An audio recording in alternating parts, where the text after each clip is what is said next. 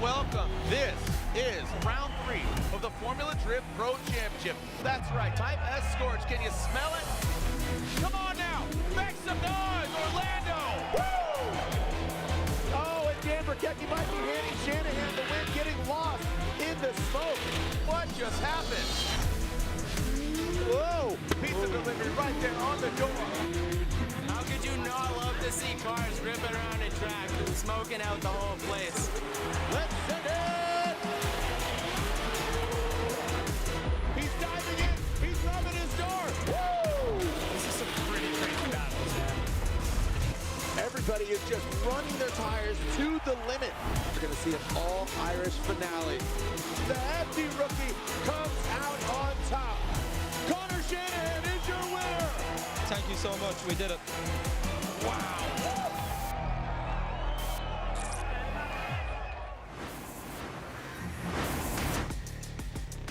The stage is set. Welcome to, this is Thunderdome, baby, literally. As we've seen thunder, we've seen lightning, we've seen rain, and now we're about to see smoke. This is Orlando Speed World playing host to round 3 of the Formula Drift Pro Championship. You can see as the track drying out, it's got some wet spots here and there. Overall, some fans joining us here, seeing our seating brackets. That's what's going down today. Then tomorrow is game day. This is an all-pro weekend, pro spec. We will see at E-Town at round 4. So thank you so much for joining us here once again at Orlando Speed World local time, just after 9 p.m. We'll be your tour guides here today, throughout today and tomorrow. My name is Jared Dienda. Joining me here is Jacob Gettens, the blue toque. The teal beanie, the gentleman that's just worldly, man. Again, accumulating some tattoos and having a good time along the way. Jacob, great to see you again. Excited for an amazing event. Reese Marin, Robin Nishida rejoining us, and of course Brian Eggert. What are your expectations here coming to this round? After 2 amazing rounds, we had, Frederick Osbo winning round 1, James Dean winning round 2, so they're tied currently for first. But today's seating brackets, what's your expectations? Yeah, I mean, anytime we come to Orlando, you have to expect the unexpected. The weather is unpredictable, to say the least. It could be raining 6 feet on one side of the track, and then torrential downpours here, and then sunny in the other corner. The tandems are always nuts. It is a simple track, but you have to be perfect. Every single mistake that you make is basically on display. You can't hide it. You can't come back from it. There's nowhere that you can make a correction and be able to get back into the race. So everything has to be perfect, but it's also led to some of the greatest battles we've ever seen have come from this track. So for me, I'm expecting greatness. I'm going to set that bar high, and I'm ready for it. Yeah, and we talk about seating bracket. This is, again, we are fighting, these drivers are fighting for a few spots. Again, we backfill, right? So we start with 20 that are pre-seeded from previous standings in the previous rounds of competition. Then we backfill with the remaining 12. We'll get to that. This is our seating bracket right here. So you can see Jack Shanahan. We just saw his brother have great success here last year. You see Daigo Saito. Bungin Jr. is not at this round of competition. So that means Dimitri Brutzky will have a bye run, putting him into, again, that seating bracket. So everybody pretty much is in the show as we take a look at this overall, but I think that we're going to have, what, 1 out, is it mathematically? I believe so, yeah. One out. So let's break down seating bracket for those that are either new to Formula Drift or new to this format, if you will, Jacob. Yeah, so seating bracket, these are the drivers that are jockeying for the next set of positions. The top 20 drivers are the ones that are sticking around, and the matchups within this are based on the rankings from the last round, and they're a little bit mixed around by a sorting device, so that way we don't get the same battles all the time. But essentially the top 20 battles, or top 20 drivers, are locked in for tomorrow. So if you're expecting, one of those drivers there, you're going to see him tomorrow.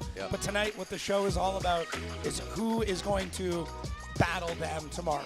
That's what this comes down to. So those remaining drivers outside of those top 20, they get slotted in, they get backfed into the seating bracket, and then, yes, those drivers are placed in their ranking with a random draw that kind of filters them and sorts them around a little bit to mix things up. And every win in seating bracket, that is worth 3 championship points. So there's a lot on the line here. A lot of these drivers, these extra points are going to help them get ranked up, move them up through the bracket. And once we get into some of the standings, you'll see how important every single battle becomes. 3, 6, 9, 12. So doing the math there, if you win today overall in seeding, and we do award that, you'll accumulate 12 points, and you will accumulate, obviously, a podium acknowledgement as well. So you can see just those little wet spots here and there. That's going to play a role if we do see rain once again. Again, it could happen. But talking about overall, the big show, this is our pre-seeded drivers. It bears repeating, 20 pre-seeded, and these are based off the current point standings coming in to Orlando. So again, Long Beach, Atlanta, here we're in Orlando. Top 20 drivers, they're locked and loaded. They're watching for the sidelines. The remaining drivers fighting for those 12 spots. Boom goes the dynamite. That's what we're looking for. James Dean and we're talking about Frederick Osbo are currently tied for first with 90 points. Behind them, Odi Bakshi. So what's really at stake with seeding brackets? Because not only just making the show, but also you kind of want to get out of this bottom that's 21 and lower. Yeah, it's worth points, it's worth experience, it's worth just more track time and more practice in a lot of ways. But with the championship battles and the points changing up a little bit this year, where every battle you win in the main show is worth 10 points, and then in seeding they're worth 3.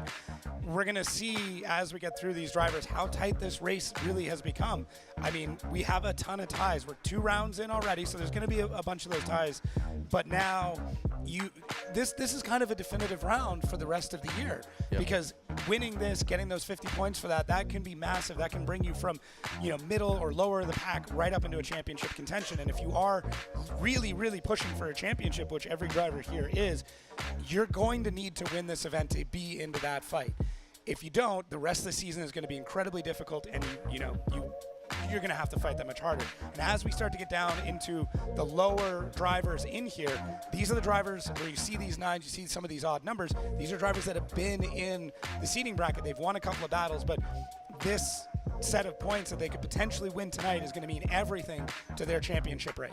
You want to jump up there. So taking a look at this mathematically, we have 13 drivers. 1 driver will not make tomorrow's main event. But as we said, Jack Shanahan, I mean, he is no newcomer to drifting at all. You know the Shanahan name. It's his rookie season, the Formula Drift Championship. He wants to get on that cut line. The cut line is at 21 and lower. So you want to get in that top 20 so you can exhale on seeding bracket day. We saw practice prior to this, and that's where you want to be. You're going to just be more comfortable. You get the practice, chill, have a cigar, I don't know, just kick back, have a drink, have a Neft vodka, I don't know, whatever. You can chill now, right? Yeah. So those top 20 drivers are locked and loaded. We have 2 rounds into our 2025 championship, and it's been an all Osbo James Dean show.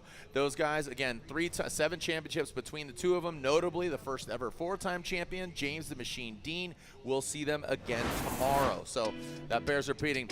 Justin Smash dropping in. My buddy Keith Sarlos just posted something. He says, this guy needs a raise.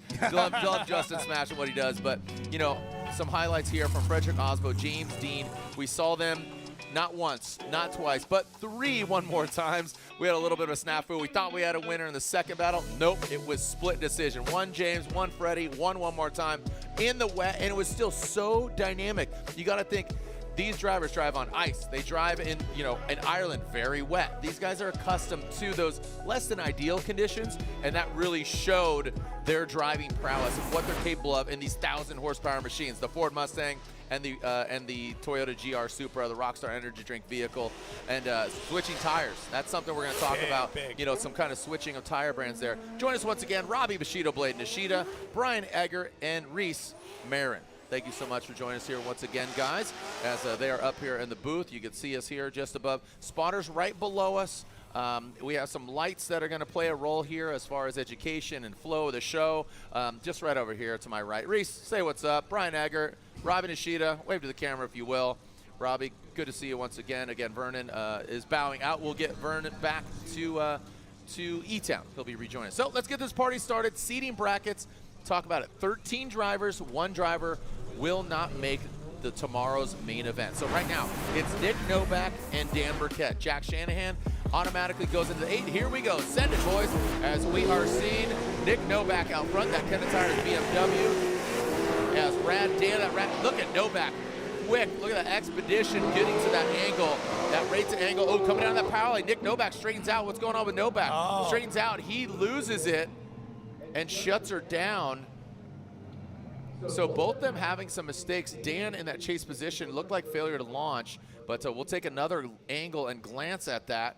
That was very unique. Hey, you know, I was listening to the pre-show. Great job talking to Brian Egger, but let's look at it here again. But want to talk about momentum zones as well. Yeah, so Nick Novak out in the lead, Rad Dan following behind in that Mark IV Supra. Things look really good here from Nick Novak, and then just as he comes to this transition, completely misses that inside zone, and then I guess just bails on the run. We're not seeing a call for a timeout. They're not taking a 5-minute timeout.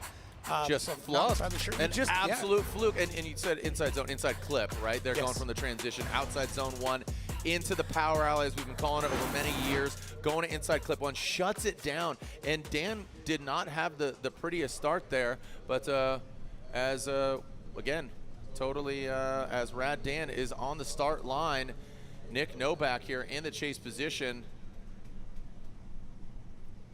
And this is, it looks like, here we go, Rad Dan. Okay, calling a comp timeout. Okay, so that was called by who? Nick Novak spotter did request a competition timeout. You can see him making his way back to the pits. They'll go, you know, I do love the setup here at Orlando. They can quickly get to their pits. If there isn't a lake in between them and their pits, some of these areas are, I mean, it was biblical earlier, man. It was off. It was on. Let's take a look at it again. What do you think went wrong here, Jacob? Yeah, I'm not entirely sure. Just, I mean, everything looked on electrically. We didn't hear any loud pops or bangs from the car. It just kind of unwound. So it might have been that he lost a blower belt and then had a massive drop in horsepower. That's something that could happen with the car kind of drift up. But it was almost smooth. Like he just pulled out a drifter. Usually when we see, no contact, man, real close though. That's no contact, man. Yeah, really, really close. But yeah, something went wrong for Nick Novak. If I had to put some money down and say something with power steering, but it wasn't violent. Maybe got a warning light on the dash. Not entirely sure, but we'll see. Either way, he needs a few minutes to take a look at the car. Here in seating bracket, you get a 5-minute timeout. You get one. It doesn't carry over for tomorrow, but for right now, you get that timeout. Yeah, and we'll get into positions as it kind of unfolds here because, again, 13 drivers, 1 driver. That's where if you get knocked out and you have a higher ranking position than others, your fate could lie in somebody else's hands, given your current qualifying position. Andrew Haitley, the Drift Wizard, Andy Haitley versus Derek Madison, a battle of the follicles here. A lot of hair going down here under the skid lids, ladies and gentlemen. Andy Haitley, Evil AutoWorks, BMW. We know how fierce a competitor is. D-Mads as well. Haitley, a little slow trickle, kind of a drip coming out. Speaking of the rain, now goes into that top portion of the outside zone 1, kind of wobbling. You can see the attitude of the vehicle getting really disrupted. Coming down to inside clip 1. Now we're past the point no return, where Nick Novak was literally looking Novak as we go into that second outside zone. Good right into the crease there. Gonna cross that finish line. Again, would you agree with me? It seemed like Andy was maybe a little slow at the start and then kind of threw Derek off, or what do you think? Yeah, Pacing? Even as they came through the start chicane, so those cones in the beginning, the lead car has to go through those to slow them down. It looked a little strange, and then the initiation, he started it really early, but then didn't really continue it until the end of that initiation. You can see the lines on the track. But yeah, just a weird one. Just kind of herky-jerky, just not fluid. And what I will say, though, is Derek Madison did a really good job of not kind of overcommitting into it, not diving in, seeing that Andy Haitley wasn't on a great run, just hanging back. I would have liked to see him be a bit more aggressive in there, but I think we saw right off the bat and went, okay, don't like the way this is going. I'm just going to hang back a little. Maybe I'll make it up in the final zone, and that's what we did end up seeing there from Derek Madison. To your point, a little more progressive as far as like anticipating it as opposed to being reactive, like, oh shoot, I got to get myself together and go catch him. He was a little more calculated there in that progressive catch-up, letting Andy Haitley kind of, like I say, run the line if you're fisherman. So kind of let him run the line, and then bring it back in. So D-Mads, Derek Madison out front, Andy Haitley in the chase position. Let's see what D-Mads has got. He's got the clean air. We've got a dry track. Smoke being kicked up here, initiating. See, there's the Andy Haitley. So look at that initiation. That is a telltale sign that maybe not 100 for Haitley. The Drift Wizard needs to use his magic. Get out that staff and start doing some sorcery here. Oh, he dives in on the inside. Not the ideal. That's not where you want to be. So Andy maybe fighting his car quite a bit here as Derek Madison runs through the course. Derek has some room for, a little bit of refinement. Andy Haitley in that chase position, really, really kind of hiccupy and jerky. Yeah, it just didn't look like Andy at any point in time got comfortable with this run. Derek Madison out front looks pretty good. Some wavering, as we can see here in the replay from our airforce.com overhead. So we want to see a little bit more consistency there from Derek Madison, but I'm really happy to see the progression that he's got. That run, that second outside zone looked phenomenal. Great job there. Andy Haley really, really fighting the car. Car was a little too gripped up, a little too tight, just kind of going crazy. It's really great. I love getting the insight from the judges, and also they just reminded me that 3 tires off is a 0. Just for clarification for the fans who want to. It looked like 2. Maybe 2 points at different portions. It's got to be 3 all at the same time. Yeah, 3 all at the same time. Regardless, that definitely has some room for refinement on both sides. Let's be quite honest. So. We are looking at here and waiting for the results. You see Derek Madison and Andy Haley. I have to assume, yes, they're going to slide right there. Derek Madison, so again, just accumulation of both runs. Lead versus lead, chase versus chase. And D-Mads, he's going to have to tighten it up. He's in the show. Now, Andy Haley, this is what we were talking about earlier. Elaborate on the scenario here. 13 drivers, 12 spots. Fate lies in other drivers' hands pending on your seating position here in the remaining drivers outside of the 20. Right. So Andy Haley, 4th in seating. So basically the driver that loses with the lowest ranking in seating is the one that's going to end up going home. Boom. So we'll talk you through this throughout tonight, kind of let you know when a driver might be at risk. Realistically, Derek Madison going into this, he was kind of at risk. He was sitting 13th in the seating bracket, so that was kind of a do or die for him. Ooh. Now, next up, our next battle, which is going to be Tommy Lemaire, he's coming in with 5th, and Connor O'Sullivan with 12th. So for Connor, down there. This is going to be, tough. But it sounds like we're actually going to be swapping this back around. We're going to be going back to Rad Dan and Nick Novak. So we'll hang tight on that other battle because it sounds like Nick Novak got through his 5 minutes. Coming back to the line, hopefully. Maybe Novak. Maybe Novak. You could blame your angle on me. Ooh, there's Nick. I was doing yacht rock there. That's okay. Yeah. I liked it. Baby, come back. Well, you could blame your drift on me. See, Reese is about it. I was giving a little serenade. Here we are on a Sea-Doo pontoon. We saw one earlier. I think Reese is going to buy one. I think Reese is going to get a boat. You always have a friend with a boat and a truck. Yeah. That is a clutch move. Yeah. It's one of those things. If you've got a truck and a trailer, you've always got friends. Oh, yeah. People are always coming over. Yeah. Or a hoist. If you got a car hoist, you have so many friends. Oh, so many friends. All right, so.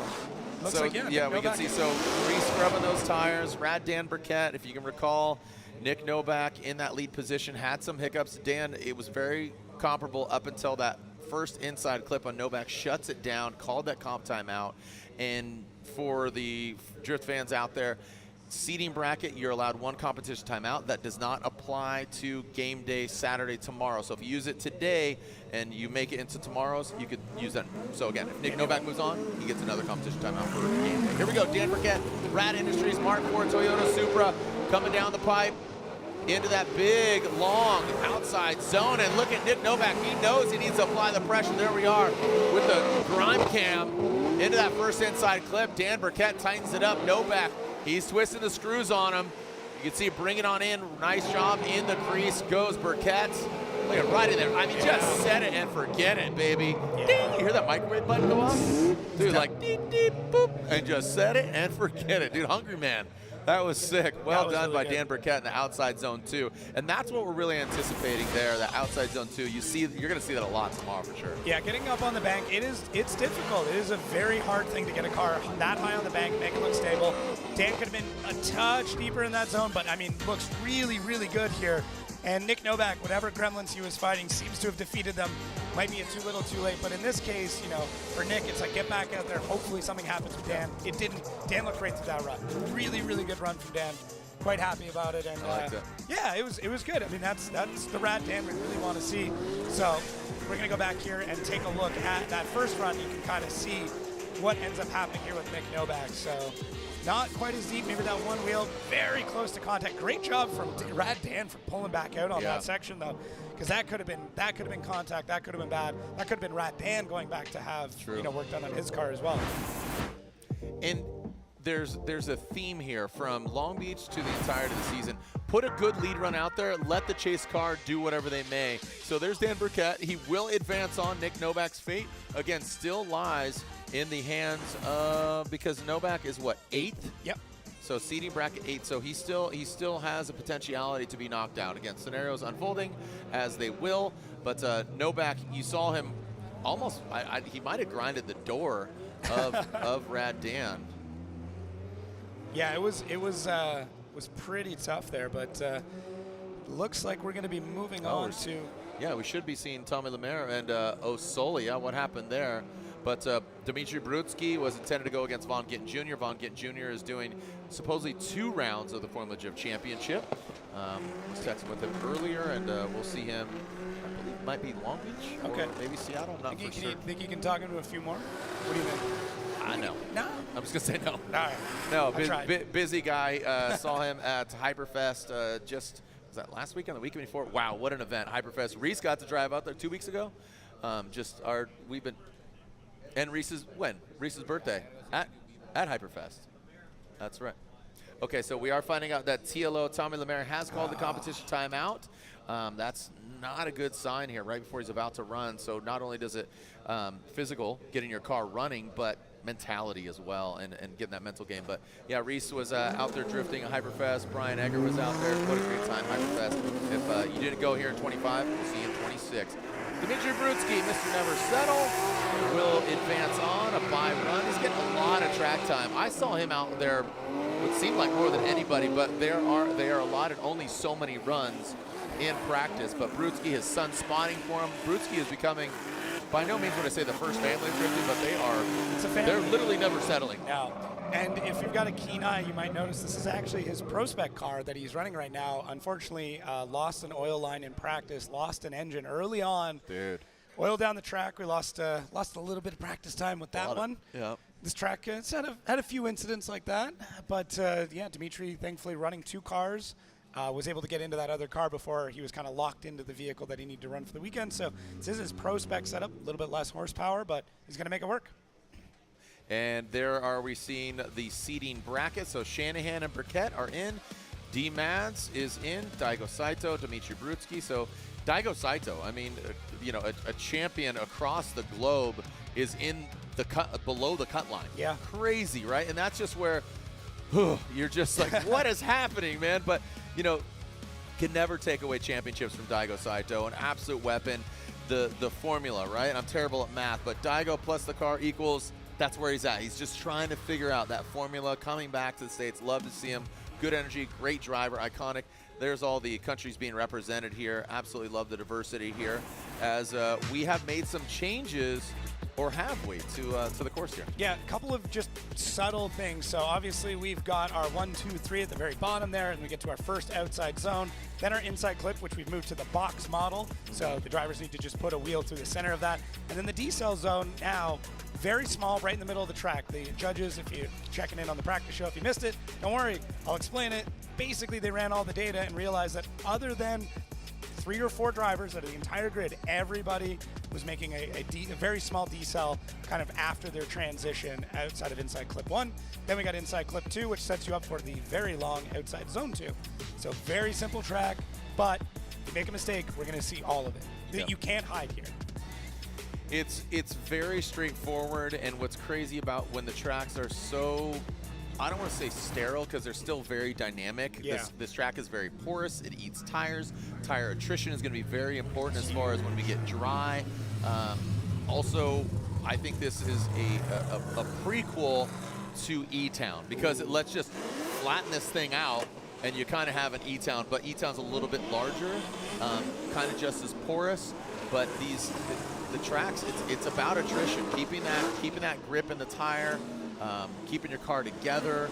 But it being so straightforward, it gives a bigger opportunity. And you said at the top of the show, it just shows, it really reveals those small mistakes. Yeah. Because you'll see, I remember pulling up, the judges and we were in the minivan. I pulled up, it's raining. James Dean comes out, bang. No slowing down, no momentum zones, like just zip tie that. Him, Oz, I mean, just that's why they're leading the points.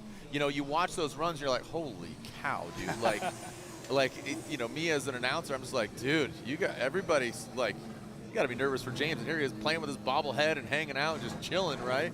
He's just a force, man. So, you know, just talking about, like I said, this track really reveals those small mistakes and might even just kind of even blow them up even larger. So yeah, it has things that make it very difficult. The layout is not really one of them, but the walls, you make a small mistake, you catch that wall, you're going to get thrown into it. If you don't have the car set up correct, coming through the kind of the bouncy section in the middle can knock you off track really quickly. If you've got too much grip dialed into the car, you're going to run out of tire before your second battle. So it's one of those you don't have to worry as much about, you know, the setup of the layout. You have to worry about the setup of the air. Very interesting start there by Rudy Hansen. Look at him stage way back there, putting himself deep in the box. And look at Ryan Litteral. He initiates, has to take a little bit out of a great looking car, the Sunoco S15. Oh, look at that hopping, pulling that right front wheel out, stabbing it into that power alley, coming to that second inside clip, and now into that last outside zone. You see Litteral, good angle. Rudy Hansen just needs to find a little bit more of that extra special sauce there. He set up, I don't know if there were mind games there. Again, just kind of you're coming to the end of your statement there and wanted to give it some respect, but that start was really unique. Yeah, just, I mean, Litteral didn't get into that zone and hold it in time. He kind of wavered in and out, and it didn't give Rudy Hansen a good opportunity to get into it. And we did see from the other views there that Litteral's car was bouncing around pretty heavily when we talked about getting the setup right here. It seemed like it was just a bit soft. It was really jumping around a lot, which can work out well. You can see that bouncing there. Actually, some sparks flying out. Yeah. That's how low he ended up stepping into the ground. Rudy Hansen doing a great job though, fighting through the smoke, trying to get back in the pocket here. So I think Rudy really showed his form in outside zone 2. I don't think he had an opportunity through the first part of the first outside zone, just because he was trying to figure out what was going on with Litteral there. Once he kind of got in, that zone was already over, and then it's just not a lot you can do through the infield other than fight through the smoke. This staggered start is throwing some people off here, and here we go. Rudy Hansen now out front, he initiates into that outside zone. Look at that, sticks it right to the wall. Good angle from Rudy Hansen. Litteral finds himself up top there, now coming into that inside clip. Hansen rips past it. Oh, Litteral lost in the smoke. Remember, this is where it was lit last year, right? He was out here, that car caught fire, but here he continues on with Ryan Litteral. He is back there quite a bit. Litteral is currently in that third seating position, so regardless of his loss, unofficially he will advance on because he does best Andy Haley, who was already out, and he does better Nick Novak as well. So let's take a look at it again, though. Yeah, the initiation there from Litteral looked like he really has to load the car up to get it to swing around, and it kind of delayed it, and by then, Rudy was already gone. Rudy had already gapped him, and then this part right there, that's a zero. So we talk about 3 wheels going off. That was pretty clearly. It was 2 cars off. Yeah. It wasn't 3 wheels. It was 2 car lengths off. So to me, Litteral fighting a bit of a setup thing. The car just being a bit soft, bouncing around a lot, a little bit hard to handle. Can work out well if you can harness it and time everything right. Just not in the position that he wants it right now. But yeah, I mean, being in the show tomorrow, he'll get that sorted. He'll get that figured out. Ideally. Yeah, I didn't see a ton of practice by him, so I'm wondering if maybe they were fighting something else, didn't have a lot of time to get the car set up correct. And you can see there the grind cam there, the rubber accumulating on that. Love it. The fans, I mean, that is. You can go stand there. Yeah, the rubber splash zone. I was over there earlier, you know, cranking a cigar on the homie slap cigars, and Ryan and Will, and just hanging out. So I was smoking a cigar, and I was looking at my boy. I'm like, you could just blow this in your face because we're just bathing in smoke anyway. It's like, usually I'm kind of like, oh, yeah, sorry. They're like, no, it's fine. Play. It's fine. Rudy Hansen down there on the track, waiting for the verdict here, and you have to assume it's going to go to Rudy Hansen. But like we said, Ryan Litteral should unofficially be in. Slide him right. Here goes Rudy Hansen advancing on into our seating bracket and also officially into tomorrow's main event, our top 32. And now I'm seeing O'Sully with that United States Army. Looks like Hansen down there on the track. Does he need a tow? He might have just got out to say hi. Okay. He's such a nice guy. Hansen, you know, he's got a great attitude. Him and his lovely lady, you know, doing all the duties, man. They are busy. They got a busy camp over there, Team Hansen, and yeah, we're gonna see her at E-Town. So Tommy Lemaire, Connor O'Sullivan, they're not rivals, but they went head-to-head quite a lot in Pro Spec last year. Ultimately, Tommy Lemaire taking the championship, leaving Connor O'Sullivan in second. So there's a little bit of Just a bit outside. Now, what's interesting, though, Tommy Lemaire, 5th, O'Sullivan, 12th, and as of right now, it looks like if O'Sully loses this, he won't be in competition tomorrow. So, big Huge, risk. big battle here. Tommy Lemaire, TLO, in that XPN Corvette. And there's O'Sullivan. Keep in mind, TLO was the driver that called the competition timeout. So you wonder what is not running. Oh, O'Sullivan dives into the inside. He saves that. Oh, no. Saves it, then he just dives into the side of him. Let's take a look. And again, just with the attitude of the car, you saw O'Sully jump forward. I believe that is Type S lights under the car, not any fire or anything. Glowing. It's kind of allow them to run red. Yeah, red looks a little demonic there. No, it did. I saw yellow there okay, too, you saw that too. Yeah. Yeah. Well, that didn't look like an LED. and again, TLO called the comp timeout. Here we are seeing this. Here comes O'Sully. I think he's pointing at something. Yeah. Let's see. So TLO out front, the Corvette. A little bit of wavering there. Connor, you can tell, chomping at the bit, wanting to get aggressive already. Might have actually made contact through there. It looked like Tommy was almost too deep through one.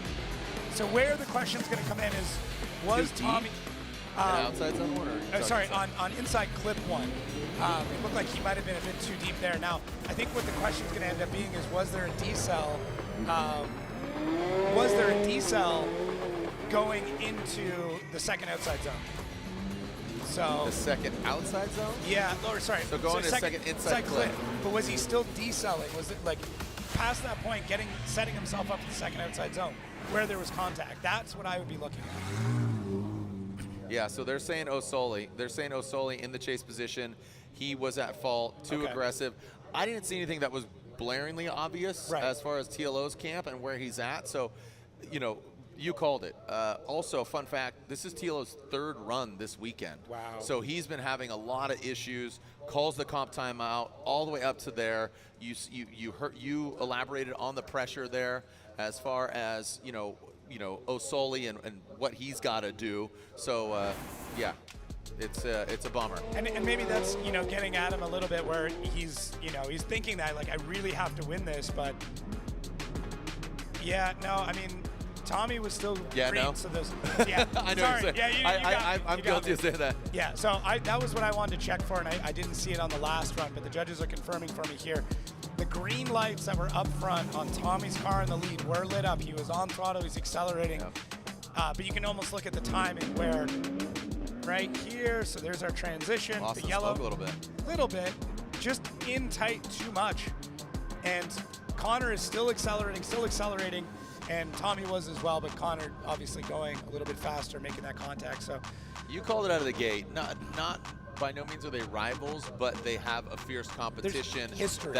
History, yes. Yeah, there's history. From Pro Spec coming into Pro, both of them making the jump. O'Sully picking up that United States Army, sponsorship, prepping the new car.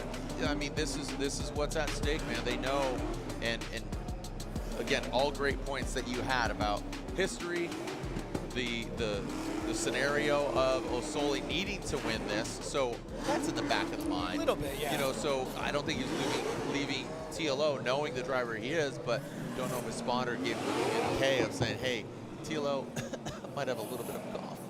Yeah, meaning that the car's not 100%. Yeah, it's tough. Every driver and their spotter have very unique relationships as to what information they want across. Some of them are very direct. Some of them are a little bit more vague. Some drivers want every bit of information you can tell them. This is what's going on. You don't win, you're out. Some drivers are like, don't tell me that, just let me drive. I don't actually know what Connor is. I don't know how he plays that. Maybe everybody's different, right? They're all different. I mean, I do wish we could record record some of the combos. I think a lot of them we could never release, but I'm here for it. Yeah, exactly. BTS. All right, here we go. So both of them are using, but I believe TLO will have an automatic time to work at his vehicle. He'll have 10-minute allotment, but Connor O'Sullivan is using his comp timeout as we move on to Federico Sceriffo, the iconic Ferrari in Austin. It don't matter. It does matter. Austin Matta. As goes into the S chassis, initiates high into the bank. Fetty, you can see him massaging. Babero coming on up. Here we go. The Italian Stallion coming into that power alley. Just here we are again. Same spot. Yeah, this is very, very similar to Osoli and TLO, almost identical. You could almost overlay them like a video game, and Ghost Racer in the chase position gets into, looks like you can almost change the oil. Oh, they're linked up, it looks like. They were inverted. So I don't know. Is that a barbed Ferrari? I think it's a barbed S chassis. I think the bumper is stuck inside the wheel of Federico. The bash bar. He's hooked. They're trying. I mean, hey, I'll give them credit. They are trying to pull those two cars apart. This is unfortunate, obviously. Saw the breakdown of Federico's car is like 700 for the headlight. This I'm like crazy. Yeah. How about very the badge in itself. Oh man. It looks they are linked up quite nicely. Oh yeah. Wheels, tire. Look at that. That is a very unique scenario. You know those like the nails that are together and you have to do twist them the right way. Right way, and you go through. It's the negative space. Yeah. It's the negatives. Right? Like I remember my grandpa. Shout out Ralph Kling, R.I.P. Love you, Grandpa. But it was always the negative space. So you had to like, I don't think there's. I mean, I think there's a bit of negative space between these two drivers right now. I wouldn't want to be one of our staff members having to stand between them. All right. Well, when we come back, we'll hose them down and get them unattached here. Talking about Federico Sceriffo, Austin Matta. When we come back here, round 3, scorched. You smell that? Yep, that's what Formula Drift is cooking. We'll be right back here from OSW.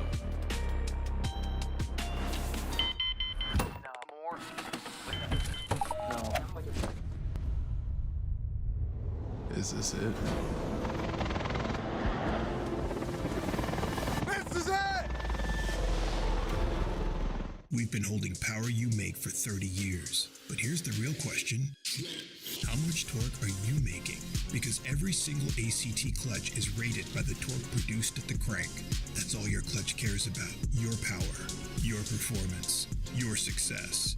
Unrivaled precision, power, and durability.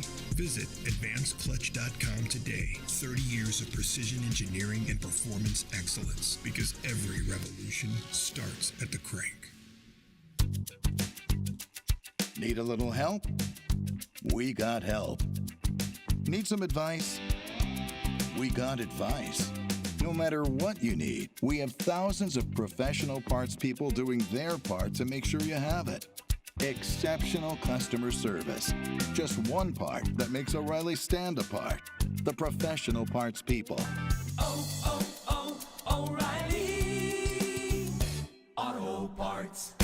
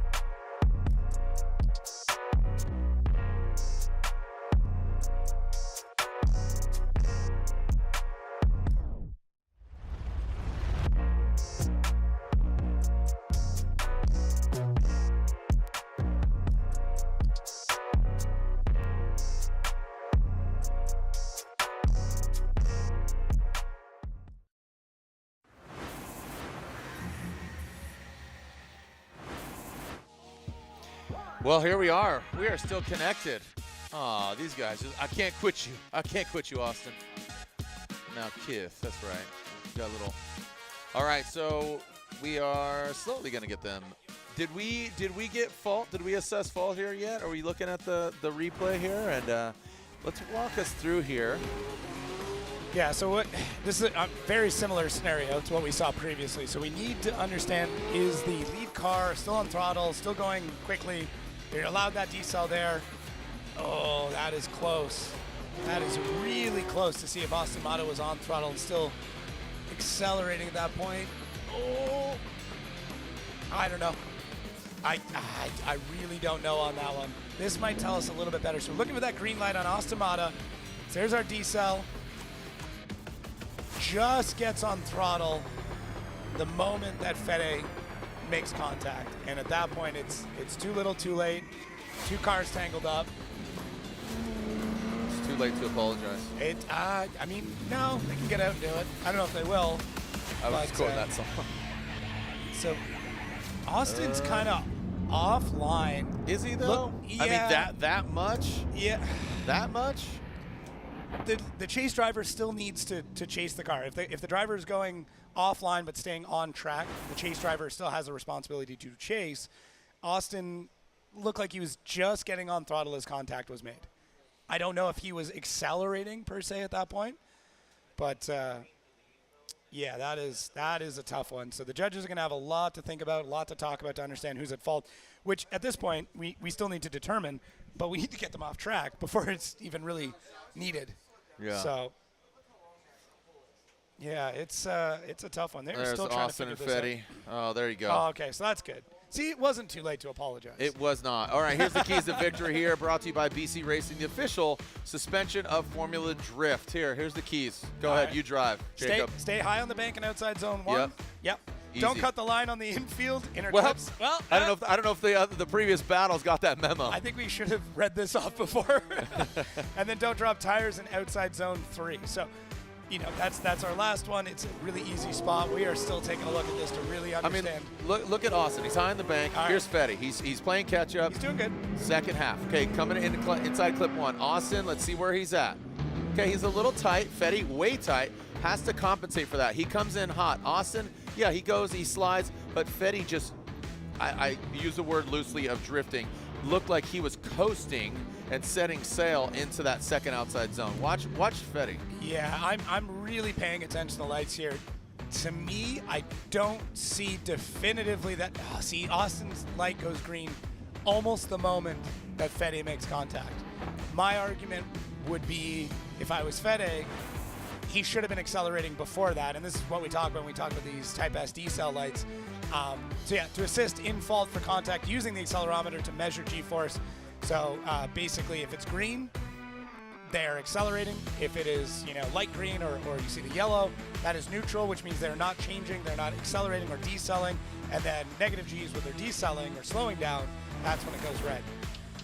I would argue, if I was Federico Sceriffo, that he was well past the decel zone and should have been accelerating more. That is the decel zone. That is not the decel zone. In my opinion, he should have been accelerating before that point. Who? Austin Matta. But I saw Austin having decel error. You see him kind of coasting, right. But was Fede even too aggressive? So I would consider this almost like a perfect storm. Because Fede was overcompensating for the catch up, I believe. Yeah. And then Austin was slowing because you see him offline here. Why is he here? That's not where he should be. Correct. His car gripped up from inside clip 1 going into 2. Oh shoot! Now I got to readjust, and Fede came in. So it's almost like.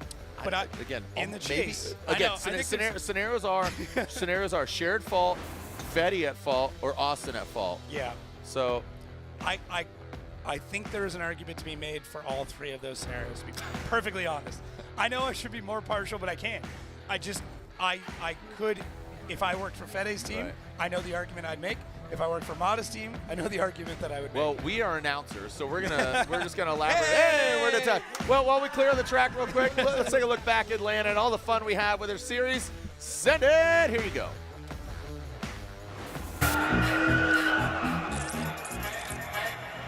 Here we go. Die a legend. Die a legend. Live a legend. Rapscallion. Keep moving forward. And all the above. TJ Hunt in the building. TJ's here. I came over here because he's sitting on his really cool car. What is this car? This is the Rush SR, so it's a Gixxer 1000. A motorcycle motor. It's a motorcycle motor. They weigh over, I think it weighs like 1,200 pounds. Nothing. And they're air shifted, and we have the new Valvoline confetti livery with Looks good. VR1 60th anniversary edition on it. Let's just call it a go-kart on steroids. Yeah, yeah.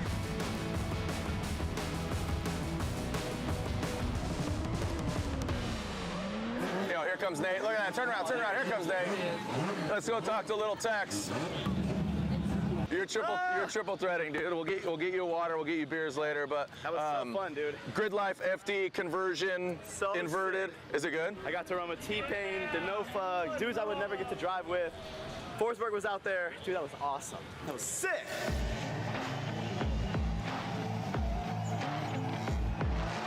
Grid Life and FD coming together. How cool is that? It's amazing.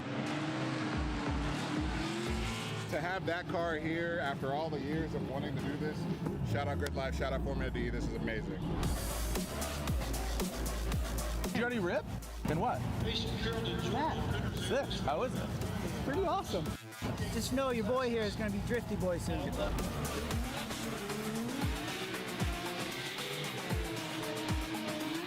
Travis Reeder's here. Taylor Hole, he's out drifting, he's out ripping, not confident. Oh, T-Pain! Yo, Stardom Young, Reese Conklin, Herb, Nate Hamilton, Matt Coffin, Travis Reeder. Here's Chelsea DeNova. And then Odie Boxy's just out here ripping.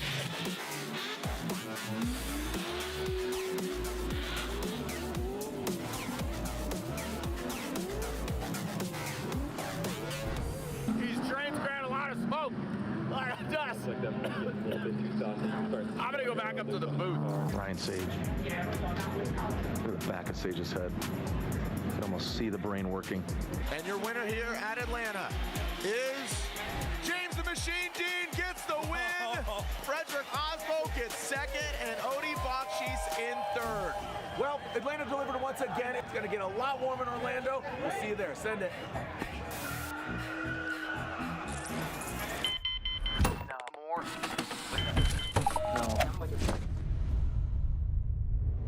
Is this it? This is it! We've been holding power you make for 30 years. But here's the real question. How much torque are you making? Because every single ACT clutch is rated by the torque produced at the crank. That's all your clutch cares about. Your power, your performance, your success. Unrivaled precision, power, and durability. Visit advancedclutch.com today. 30 years of precision engineering and performance excellence. Because every revolution starts at the crank. Need a little help? We got help. Need some advice? We got advice. No matter what you need, we have thousands of professional parts people doing their part to make sure you have it. Exceptional customer service. Just one part that makes O'Reilly stand apart. The professional parts people. O'Reilly Auto Parts.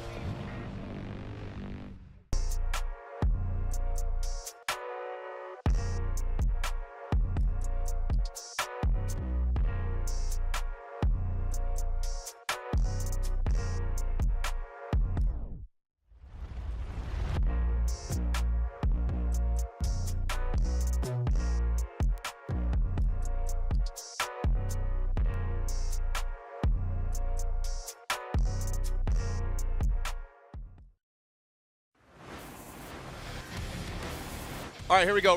Real quick, we're getting set for our next battle, but let's digress. Reese Marin, elaborate here on the previous battles here at fault. Who do we got? So on the first battle here, we're gonna have a little replay. We'll see if we can just go through it here. We do have 2 incidents where we do see a collision happen, but we are both looking at them differently. We do have the first one where we saw TLO goes into inner clip 2. Yep. All right, we don't really see a momentum variance or anything going in there. We think we're putting the blame on the chase on that. So we can see here, TLO comes through, comes off the bank. Here's the first inner clip. Here comes the transition. All right, gets back on throttle. Green lights are on, and then we have the hit from Connor late after the inner clip. So in this case, we're going to put the blame on Connor. Yep. All right, so that's who's going to get the blame here. We don't see any foul. Oh, excuse me, O'Sullivan. And then on this battle here, we have Matta coming off the bank. We see he gets into the inner clip. Transition happens. This is past the decel zone. He gets really hard on here. Even though Fetty's not on the proper line, he comes in and hits him. We're going to put the blame there on Matta for being way outside of where the decel zone was. And decel is really hard for really long. Momentum zone. Yeah, the momentum zone. Yeah. So because he did that for such a long period of time, Federico came up, got into him, but we're going to put had nowhere to go. Had nowhere to go at that point. Through a roadblock. Yeah, absolutely. All right. Yeah. And again, it was going that way. Jacob, you called it. You said, Austin didn't have it. It was there. So there it is. So Austin at fault, Osoli at fault. Do the due diligence. There it is. Move on to the second half of this battle. Osoli now has the clean air after that contact with Osoli, causing the kerfuffle. Now he is at a deficit. TLO. This is a must-win for Osoli, otherwise he's potentially out, being low ranked. Da-da-da-da-da. Scenarios unfold now. Here we go. Osoli and Orlando. O'Sullivan, United States Army, BMW, high on the bank, and TLO. He practically just needs to play it cool, not an inactive chase, but he can play it pretty cool here and get the win. But look at Osoli. He knows he needs to throw down a heater run, maybe force an error on the side of Tommy Lemaire, but that's just, it's too much to make up and to force an error from Tommy Lemaire. Yeah, and that's so tough because that run from Osoli up front, that was driving angry. It was, you could feel it from here that he was frustrated, he was upset, especially as he comes through the power alley here. Gets on throttle, stays on throttle, really tight to that inside clip. Second inside clip looks really good and just absolutely rocket ships past Tommy Lemaire at this point. And Tommy's just trying to keep an active chase. I mean, he's quite a few cars back. I don't know if you would consider that to be an inactive chase, but really tough. But for Connor O'Sullivan, I mean, that's what you've got to do. You've got to throw down a lead run that's just nuts and hope that something happens in the chase behind you that would create some sort of zero. We're getting smoked at up here. We're at the top of the grandstand. Who said that? I can't see you, Jacob. I can't see you. Here we go. So TLO, Connor O'Sullivan, and Tommy Lemaire advances on. Jacob, is he the lowest ranked? So Hansen won. Right. So and also Matta's 11. And Matta's 11. So I believe unofficially O'Sullivan will not be. Derek Madison won his battle. So I believe O'Sullivan had the fate in his hands, and he got to the side of Tommy Lemaire. Scenarios play out. So again, unofficially, given seating brackets, the lowest seated loser out of these 13 drivers is Connor O'Sullivan. Again, unofficial as of right now. We will see as we fill in the rest of this seating bracket. Yeah, tough go. That is a real tough go. Very talented driver. We talk about slowing down, getting impact, all those things. And this is where we talk about it's just such a straightforward track. 2 outside zones, they're bookends of 2 inside clips, the power alley, and the scenario unfolded not ideal for Connor O'Sullivan. No, but we'll have an official for that. I mean, by the time the night is through, in case there's anything we've missed or changed or anything else, keep an eye on the socials for that. We will keep you in the loop. But I believe right now we are just waiting. The final battle of this 16 seeded bracket was intended to be 16. Right. And I mean, we've got a couple of great battles that are still coming up here with Jack Shanahan, Rad Dan, Briquette. Pretty pumped on that as we take a look here at Federico Sceriffo, still taking a look at that front right wheel. So bears repeating, Reese Marin elaborating on the contact between Matta and Fetty. So Federico, you can see that is above 5 minutes because he gets the 10-minute allotment, not using the comp timeout. So he is down to right now about 3 seconds away from half the time. Federico outside of the vehicle, his crew working on it. You can see Fetty just off out of camera angle. You can see him there on the left-hand side, the Pennzoil Ferrari being worked on, and we'll see if it's able to run. I mean, sometimes, you know, again, just the uniqueness of that vehicle, as cool and unique, drifting a Ferrari. Again, go to Formula Drift's Instagram. He talks about the cost of just items. And then we didn't even talk about suspension, the one-offness of it, the uniqueness, the custom, you know, the custom build. Yeah, the engine, all the components of it, not just the aesthetics. So, yeah. So his team thrashing to get it tight and right. And if you didn't know, you can bet on Formula Drift. So if you're watching, why not? It's just a no-brainer. So put some investment in it, and it could pay off. I would if I could, but obviously we can't. We are locked out. So scan the code, flow code. You see that right there? So let me see if it works. Just want to make sure. Open your camera, binga bonga, boom, and there it goes. So yeah, nxtbets.com. That is powered by NXT Bets. So play Formula Drift. You got use code FDX to claim a deposit match up to $1,000 in bonus. That guy better be doing it. Guy's got sunglasses on, hat's backwards. He's built for speed. Yeah, are you placing your bets right now, dude? You better be. Locked I see you top of the bleachers there. Don't ignore me. I'm talking to you. Yeah. Yeah, I got the clear shades here. He's going so fast. He needs clear shades, dude. You better be placing your bets. Are you placing your bets, or are you texting your mom? You text your mom. Okay, that's fair. That's also fair. good. It's Friday night. He's texting his mom to place some bets. So I mean, look at here's some of the heat picks, dude. Novak versus Briquette. Look at $37, $20 bet gets you $36, $50. Look at that. Hurst versus Gucci. Ooh, that's good. Look at bet on Hurst. That's an interesting one. I mean, the Rome Beecham one, $20 pays 53 for Beecham. Beecham looked good in practice, man. Beecham looked good. Yeah, I mean, that's why you watch the practice show. Gambling problem? Call 1-800-GAMBLER. 21 plus. Please refer to affiliate operators TNC. Void where prohibited. Nailed it. Nailed it. NXT Bets. Look at this guy. This guy right here. Look, he's pulling out his wallet. Sir, we don't take wallets. He's got a wallet chain right here. Sir, the racing's on this side of the bleachers. Why is he looking the other way? What's over there? Checking out the beautiful cars in the parking lot. How we doing? Homegirl, she's putting her hands in the air like you don't care. Homeboy's got one hand up because he does care. Sir, there we go.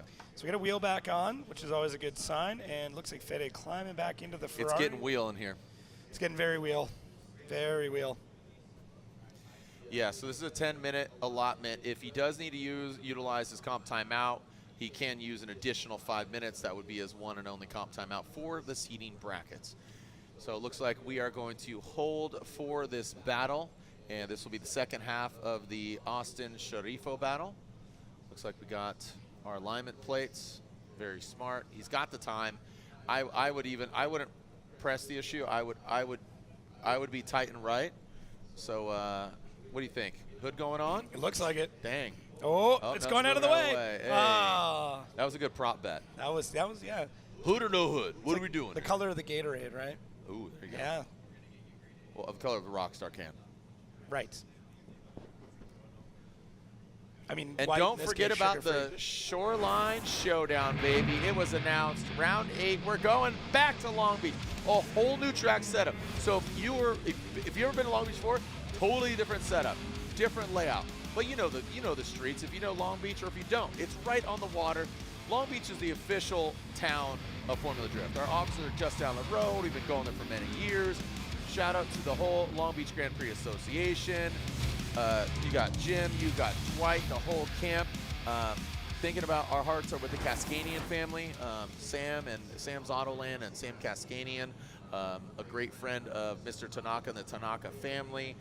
Our hearts are with them and thoughts are with them as well after we lost a member of our drifting family, Sam Cascanian. I heard that in Atlanta.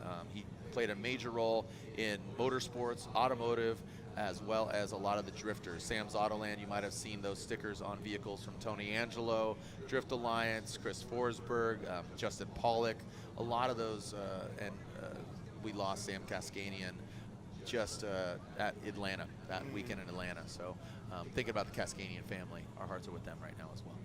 So it looks like Federico will go sans the hood, sans the bumper. And let's make some noise for him, putting that thing back together. Austin Matta and Federico Sceriffo. So Austin at a deficit very similar to we saw with O'Sullivan and TLO. Austin is at a deficit. Now Federico Sceriffo will be in that lead position. He gets the clean air, and even more so because he doesn't have a bumper and a hood.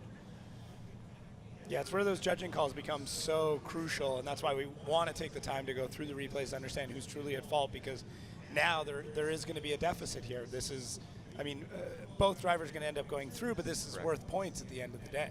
It's also going to be worth who you end up going against and if you can move on through the next set of battles. So a lot on the line when you have a judging call like that. You really, you know, it can mean a lot to the drivers, both within the standings, within the battles, and what's going to end up happening tomorrow as we see Fede now making his way back out to the track, and hopefully we get there an Austin Matta as well. See Daigo Saito waiting in the wings as Daigo and Brutzky will go against each other. So, and Austin would have to utilize his competition time out. Did not see his pit area. I assume he would use it. I mean, given the contact, he was at fault. I would have to assume he'd use it. Yeah. More than likely. I mean, it was a good enough hit that you at least want to check over the suspension, make sure everything is straight and true and ready to go. Because a knock like that, I mean, these cars are very stout, but the way that the suspension components are built, there is usually one component that is meant to break in a contact like that in order to save the rest. Like it's way easier and cheaper to replace one tie rod than this entire control arm or subframe. So a lot of the times you'll see these cars will have one point that's deliberately meant to break in contact like that. Absolutely. Yeah.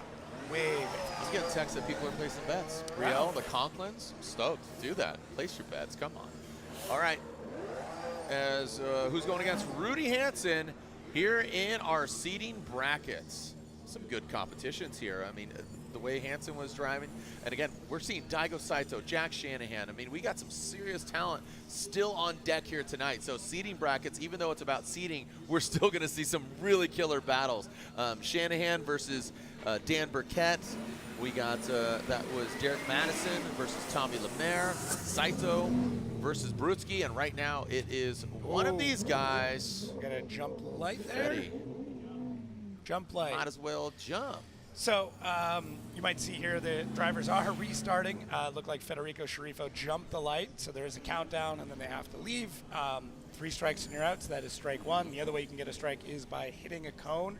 The other way you can get a strike is by icing out the other driver, not leaving in enough time. So pretty strict starting procedure here to make sure both drivers have nobody gets an unfair advantage when they kick things off. She's as cold as ice. Here we go, Federico Sceriffo leading Austin, and again, the chase car can leave the line prior to the lead car pacing that lead driver. Here goes Federico Sceriffo, initiates, comes at him a little bit, got a little twitchy, but Austin now twists the screws on him. Here we go in that first outside zone, now coming down into that inside clip. Austin shoots in on the inside. A lot of these guys having issues on that transition, going from inside clip 1 to 2 in that power alley, getting thrown off. I'd love to get some insight from the drivers on, you know, are they getting blinded? I mean, it doesn't seem like too much of a smoke by comparison to some other things, but just all of it combined, is it slick there? You can still see it's still a little wet, so maybe a combination of it all. Yeah, a lot of it's just the line that they're having coming off the bank, and hopefully I can explain it a little bit here as we get our overhead view. Austin Matta really diving in there, and Federico Sceriffo has got a little bit of wavering, so Fede comes off here, comes through that inside clip, and then just drives kind of towards the second outside zone. Really, they just need to hold the car after that first inside clip a little bit longer and then kind of push the car back around. So it's a bit hard to describe without the visuals, but essentially Federico Sceriffo's got to get back into the throttle to push the car a bit wider in order for them to transition back, so you're not having to cut that line as he did. So Matta really had to cut the line. The inside is always going to do it, and it looks like Fede pretty close to 2 wheels off there in that transition. More of a straight line approach, whereas we want to see them arc around a little bit more. But yeah, Federico Sceriffo out front, and Austin Matta already, I mean, added a bit of a disadvantage there. Austin Matta getting the fans going. Come on, give it to me. He says, give it to me, but he's spraying his nitrous. Let's see what we got. Let's get this result. Who's going against Rudy Hansen in this seeding bracket, grade 8, and you have to assume, and there it is. Federico Sceriffo gets the victory and advances on. He will be going against Rudy Hansen in the 8, and Matta will park it until tomorrow. So again, unofficially advancing on into tomorrow's seeding bracket. Even though he loses his seeding position coming in. So you can see again, Connor O'Sullivan 12th, Austin Matta 11th, with Derek Madison getting that win and taking out Andy Haitley. Andy still, again, will be in, but again, I just have to say unofficially to cover our announcers, you know, faces. Yes. And so O'Sullivan would unofficially. So here we go. Ready to make some noise, Mr. Shanahan, talking about the Jack Shanahan, the brother of Connor, making his Formula Drift Pro debut here this season. Bit of bad luck in Atlanta. He just said, man, Lorette Nickel had a great interview with him, and he said he just glitched, just had a total mental lapse, threw it into the wall, big hit. So glad to see the cars back together. Tell you what, regardless of the hit, was on one earlier in practice, was ripping. Big old Jack Shanahan, love this guy, got a big heart, big angle. Dan Briquette, like I said, on that first battle of him and Novak wasn't exactly watertight, man, so he needs to tighten it up. He's following Jack Shanahan, the best in the biz. New car, new format, new track, a lot of news for him, but not new to the sport of drifting. Jack Shanahan delivers, boom, right there to the wall. Look at that BMW. Look at just firing off. Look at just, you can see that thing just flames, bangs, and booms coming out from underneath the hood of that BMW. Pulling that front left off as he goes into that second zone. Here comes Dan Briquette. Yes, sir. So that was a great second half of that run. Definitely warranting some applause, even from the judges up here. The fans loving it here in Orlando. What do you say, Orlando? Make some noise for Shanahan and Briquette. Yeah, so Rad Dan kind of gets caught up a little bit at the initiation there from Jack Shanahan, who comes out of the chicane, uses all the track. Rad Dan had to get out of the way. That chase driver cannot impede, but Rad Dan does a really good job here. Jack out front, everything looks really tidy, but Rad Dan, this is the most aggressive we've seen of him in the chase. Not only has he got the proximity, he's got the line, and he's mirroring the angle through a lot of it. A little bit of wavering here and there, but this is what Rad Dan needs to do to get through these battles. He's got to drive aggressive like this. When we swap this around, he's still going to need a solid lead. The first part of that the first outside zone needs a bit more cleanup as we come through competition. But if this second outside zone is an indicator of what Rad Dan's going to be like this weekend, it's going to be good for him. This is the most comfortable I've seen Jack look. Yeah. You know, figure it's his third round. Dan Briquette, that's what he needs to do, but do it in the entirety of the run. So now here is in a clean air, opportunity for success. He had a great second half, but that first half, he needs to get high up there. So maybe a little timid there. I think he's going to throw it down. He knows. Now this is bonus points. He's in the show. You can't win in seeding brackets, meaning yes, you can win, but you can't win the overall event. So I'm expecting a pretty aggressive run here from Dan Briquette. Oh, buddy. Oh, Jack Shanahan snaps back. Looked like he got into a tussle with the wall. Oh, and goes on his hand. So there we go. So both these guys hitting, and this is where this gets interesting. That could have got sketchy. So didn't look like they had contact with each other. Jack in the chase position hit the wall, and it looked like Dan maybe was independent. That's first glance. Yeah. So run it back. That run is a wash. Oh, look at that. Yeah, he's got a D-beat front left. That doesn't happen often. Front D-beats don't. I mean, rears, fairly often. That wall says, give me that tire. Yeah, so what I wanted to see is, did Jack make contact with Rad Dan at any time before that, pushing Rad Dan? Let's see, maybe there's there, contact there. Maybe, yeah. And then Rad Dan gets disrupted. There might have been contact. Let's look. I believe that Jack did make contact with Dan on the wall. Dan pushed through, Jack pushed through. Dan kept going, and then Dan made more contact with the wall. Was there anything even before that point?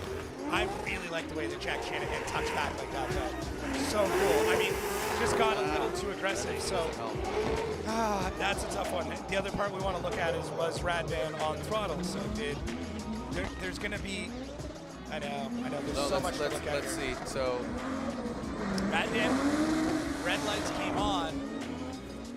That would, man. So to me, after taking a look at that, Rad Dan had a pretty definitive decel partway through the first outside zone. you are expecting a driver to be on throttle. So let's look at the lights. So Radan in the lead. You're going to have a bit of a decel, but see, this is what I'm saying. Was that decel caused, though, by Jack Shanahan making contact with Radan? That's the other argument. So here's indicators. Contact. There's contact. You know, made. if there's a cut above the eye, you know what I mean? Like, so it looks like Matt down there, wheel got hit, wheels damaged.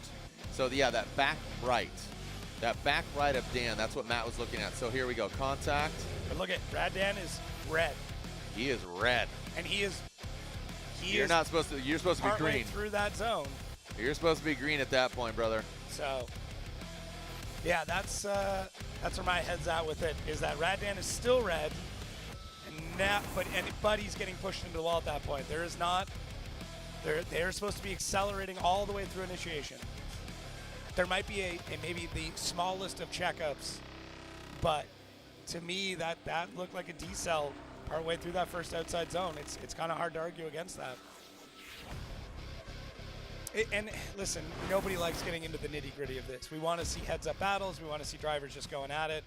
But that's to win these battles, you have to be that close all the time. So it can get very technical. It can get very in-depth where who becomes at fault.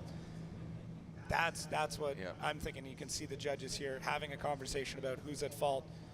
Reese, having a pretty in-depth conversation with Robbie about this. Brian taking a look back at some of the footage. So that's good. It's the red lights, the wall, the contact scenarios. The drivers, they're looking just to their left, and they're looking at themselves here at the big screen to see different replays, different angles. There's Shanahan's spotter. Yeah, that is. Oh, there's his brother. No, it's actually his brother. Oh, you're right. Yeah. So Connor there, one of the competitors we're going to see driving tomorrow. Yep. His brother, champion as well. Not here, but both drivers very, very competitive. Yep. Really tough. So overhearing what the judges are talking about, having that conversation about the initial hit, what that did to create issues further on down the run. So as much as I want to eavesdrop. No, you could hear quite a bit. But this is a really, really tough scenario because you have a lead driver, initiates, has contact. He gets hit, which then creates an issue a little bit further on down the track. Because it's one of those, if Dan got hit, scrap the run right there, it's maybe a little bit easier to make the call on. Somewhat of a good point of view would be, did Dan make 2 movements on entry? Oh, interesting. I didn't even think of that. Okay. That's a good point. Yeah, that's a very good point. Gat pudding. All right. So looks like the judges, and it looks like it's under review, and wanted to wrap out with Reese here. So we're going to get a result first, and then we'll have a bit of a breakdown as to what's going on to give you guys a bit of an idea. Let's throw Reese up here and elaborate what we saw, what you saw. So all the judges came in. We could see the red lights going there. He should have been on acceleration there. So that initial hit right there where that happened, we put that on Dan. We don't give Shanahan the blame on that. Later on, if we go back later on, you see Dan keeps on going, gets into the wall again, and then zeroes out. Okay. So now the lead zeroed. Chase is zeroed. We go back to the first run. Oh, interesting. Okay. And the reason why the chase zeroes is because that wasn't put on him. The initial hit on the bank. Got it. Right? Because there was a diesel there that shouldn't have happened. Yep, so there it is. Jack Shanahan gets the win. He does advance on. So here it is. Reese. Once again, so we can see here, Dan comes in, initiates, gets into the zone, goes red when it should be green. The hit happens. That's independent. So we don't blame Shanahan for going straight for that. Dan keeps on going, as he should, because he's in the lead, gets into the wall, straightens up. So 0-0. But wouldn't essentially the run be over for Shanahan? Yeah, but Dan has to keep on going because he's the lead, so he has to keep on going. Because that wasn't a zero for because Dan. He was kept on going. Just clarifying here. Right. So when he was decelling, he impeded on Jack's line, but it wasn't an incomplete at that point. not until he tried to salvage somewhat of a run, and then he went to the wall, and that defined it and made it definitively. And we can see it here again. Correct? Dan goes in. Yeah, exactly. So this Comes is in, okay. Red lights hit. So that's an incident. Not an Run incomplete. That's the first incident. He keeps on going as Dan should. He needs to keep on going, but Dan then gets into the wall, straightens up. And then it's over. And then we have 0-0. Refer back to the first battle. The first half of the battle, and then we go. Just playing scenarios here. If if Dan in the lead position kept going and Jack kept going with this chasm of a space between them two, Dan would be at a major deficit there because he impeded on the line of Jack. Yes, because he caused the hit happen and Got he decelled in the zone. Okay. That's why I said, just for fans that are potentially new or just wanted elaboration on that. Sure, no problem. AKA me. Yeah. So here we go. Tommy Lemaire and D. Mads. Tommy Lemaire, the XPN Corvette on Kumo tires, and the Coilover Depot S chassis. So Tommy Lemaire, after a bit of a battle there between O'Sullivan, is now going against St. Louis's own D. Mads, Derek Madison. Derek Madison coming into his own, finally working on the car, and TLO, this Formula Drift rookie coming in. Whoa! Massive angle from TLO! Doctor, look at that. Massive angle. That was sick. Well done. Where was this, Tommy, earlier? Like, oh, wow. Well, he was off course is where he was. So as exciting as that was, he has to wrangle it back in. That'll be a deduction, but what a gangster entry, dude. He absolutely whipped that thing in. So wow. Tommy brought this car down to this track to initially test it. He put in a bunch of time in the offseason, and that entry shows it. That was nasty. Yeah. That's even more angle coming off the bank here. This is where things get a little crazy. I do like how long he held it through inside clip 1. Inside clip 2 was just a little bit wide, and that's what pushed him wide through outside zone 2.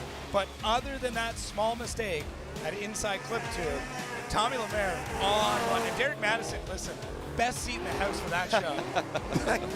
To me, like, as you know, as another driver, Derek Madison probably watched that and said the exact same thing we did. Went, whoa. Did you? I don't know if you heard Reese there. He said that's what we want to see. Yeah, that's what we signed up for. So, yeah, for outside zone 1, yeah, absolutely nailed it. So it looks like Derek Madison's got to take a 5. These cars are man. This is just seating brackets, kids. All right, so Derek Madison calling a comp timeout, making his way back to the pits. We will see our next battle, which should be Daigo Saito and Dmitry Brutzky. It's a tough one. I mean, this track is really tough on cars. You got to think you are kind of on the rev limiter for the entire run. Yeah. There's no reprieve. Pin it. Yeah, and you have to have the car gripped up a lot. So, you know, mechanical damage all the way through. It's a tough one, that's for sure. Oh, we got fire pits going on. Kumbaya. Kumbaya. Coilover Depot, Kenda Tires, Fuel Lab. When we come back, we'll take a short break. The action continues here at Orlando Speed World.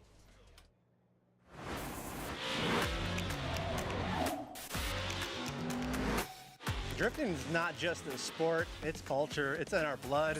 Here we go, Andy Haley. Oh, he is riding that tire right on that white line.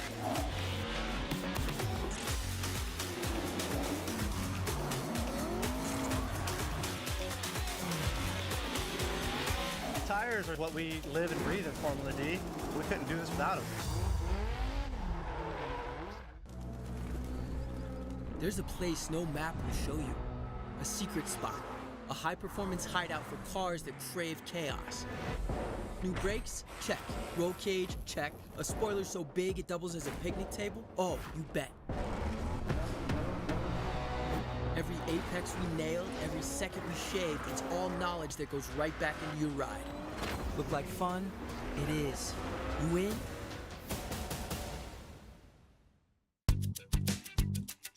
You need parts? We got parts. Need it fast? We got fast.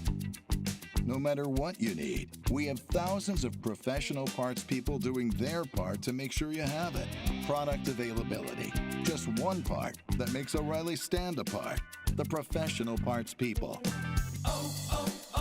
O'Reilly Auto Parts.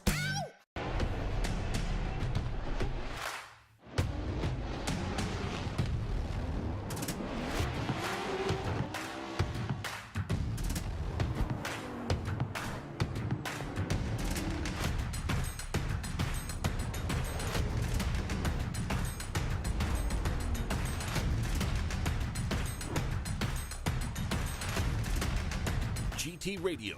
Experience ultra high performance. Love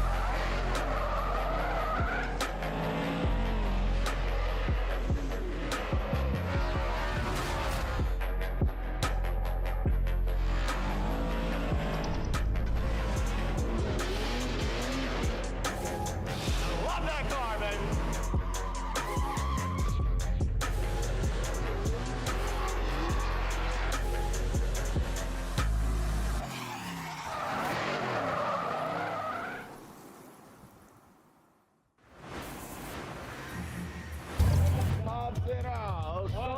Hansen out. baby. Oh, Shanahan. This is sick. Let's leave. All right, a lot of people. A lot of people. I love you, brother. Man, what a turnout. I'd ordered Jacob on Temu and I got a half size. There we go. Not yet. We're not going live. Why don't we tell the camera you? Go live. We'll go live. We'll write the script. We'll do it live. Champ is in the building. Like a big beacon of light. Look at that's crazy. It's crazy, right? Crazy. Did you see the line to get in? Did you? Unreal. Wait. No, I don't want to. You shut up. I don't want to. And then he goes, I don't want to get in there. Dominican's finest. It's the first round. You have to put everything in the line. Things that you be planning for 6 months or more is just one mistake. It's gone. We had to do what we got to do, push what we have to push, and make it happen. Here we are. How insane is this, Vaughn? Like, what a great turnout. Crazy. Right? Crazy. This is the craziest one I've seen. Yeah. For sure. It is my favorite track. Why is that? Just technical, the street vibes, downtown apartments, the beach behind the last grandstand. It's the Monaco drifting. The sport is alive and well. That's right. Sun is set, but the Type S lights are on. Larry Chen is the man of the hour. That guy's absolutely everywhere. Bongen Jr., James Dean, 4-time champ. I'm standing next to, thanks to the keys. Ben Hobson's ride looks so sick. Some amazing cars. This is when everybody is friends before the action ensues. Saturday evening, there are enemies, but it all begins here on the streets of Long Beach. Send it.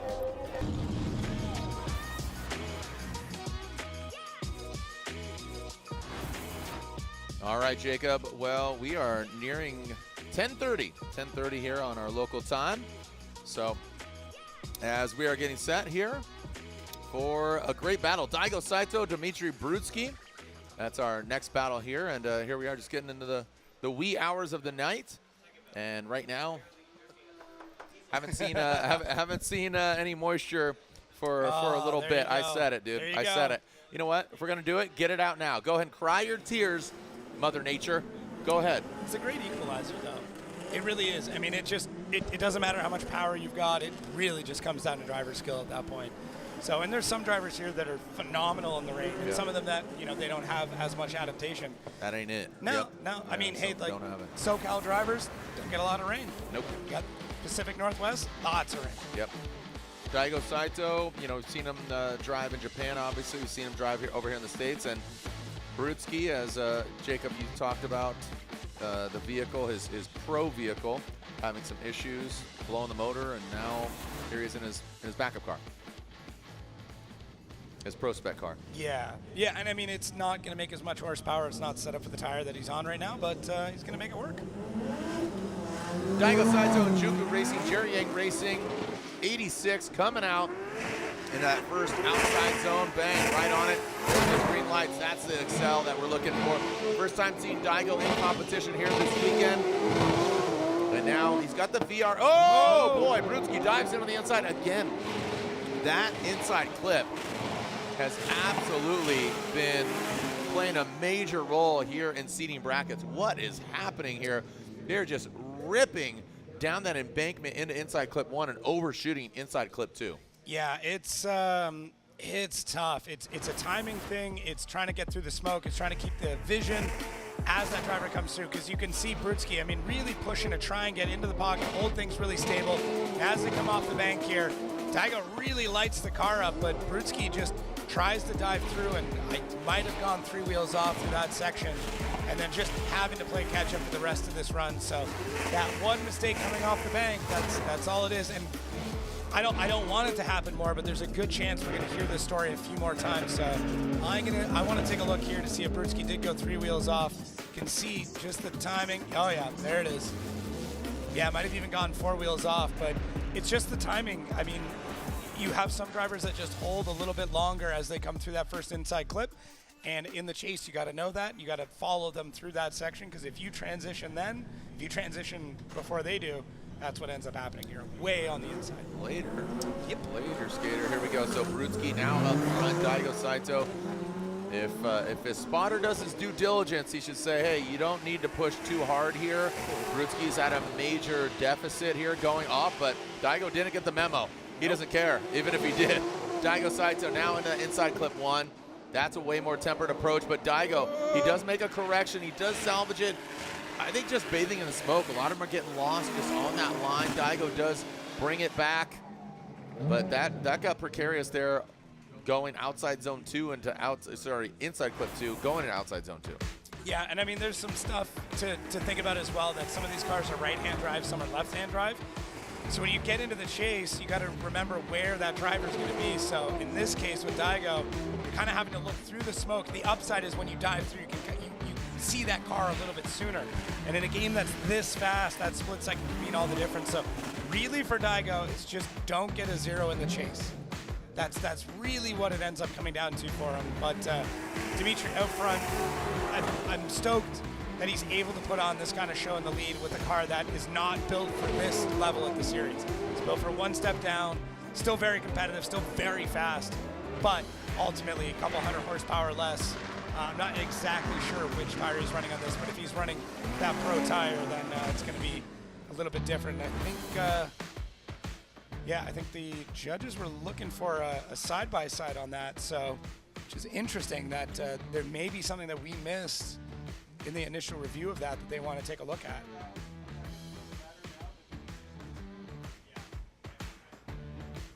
All right, so just taking a look at the lights more than anything, I think it's interesting. So it looked like Brutzky even giving an applause there to Daigo Saito, that cool looking bathing ape camera livery there by 3M Jerry Young Racing. Yeah, and you can see the chase looks pretty similar for both vehicles on that run, other than that transition. I mean, I think what they really wanted to look at there was, did Daigo straighten out in the chase on his run? But I don't see it. It was pretty close. It wasn't a great transition through there, but I wouldn't go as far as to say that it was a 0 or an incomplete at that point. Tough though, really, really tough. These drivers trying to adapt to that transition. It's the toughest part of this track. It happens really, really fast, and it's part instinct, part skill, and I mean a lot of luck. And there it is. Daigo Saito gets the win unanimously. An easy one there for the judges. They were analyzing the Type S lights, the momentum lights is what they were looking at, because they were just illuminated, they were inconsistent, so the sensors there. So we're gonna have to look at that for tomorrow's main event. Dimitri is in the show in the Prospect vehicle. Tommy Lemaire, the judges said it, hey, that's what we want to see. Do that again. TLO, Tommy Lemaire. Let's see what he's got, as Tommy will be going against, it looks like it is Derek Madison. Yeah, so Derek taking that time out. Yep, Derek, yep.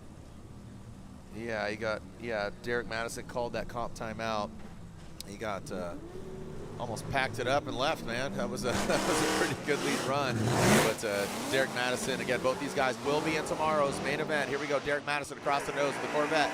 And Derek Madison sticks it to the wall. Here comes Tommy Lemaire. Derek Madison, he saw it. Like you said, he was a front row seat of Tommy Lemaire. And Tommy looks like he navigates it properly. He stays out of the smoke, doesn't even dance with it. Really keeps it just outside and tucks in. Look at Derek Madison. Keep going, brother.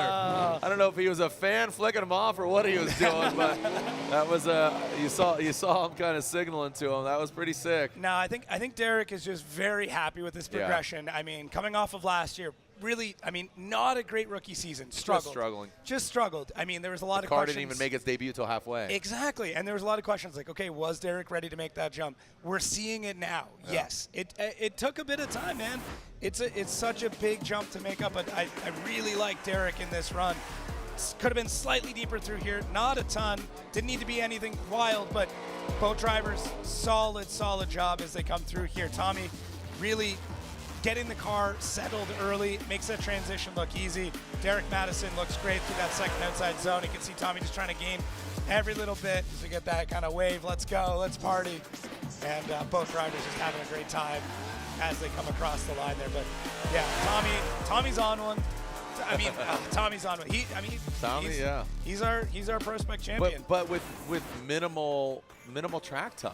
Right. He only had three practice laps prior to going to competition. That's very little. He got all of his practice here in the off season. Like I said, he got this car down to Florida, came here in particular, got some rental time in, practiced here. So he's actually had more experience on this track in total than any other track that he's driving on in the FD circuit. Yeah. So a lot to be said there. And yeah, just a great run.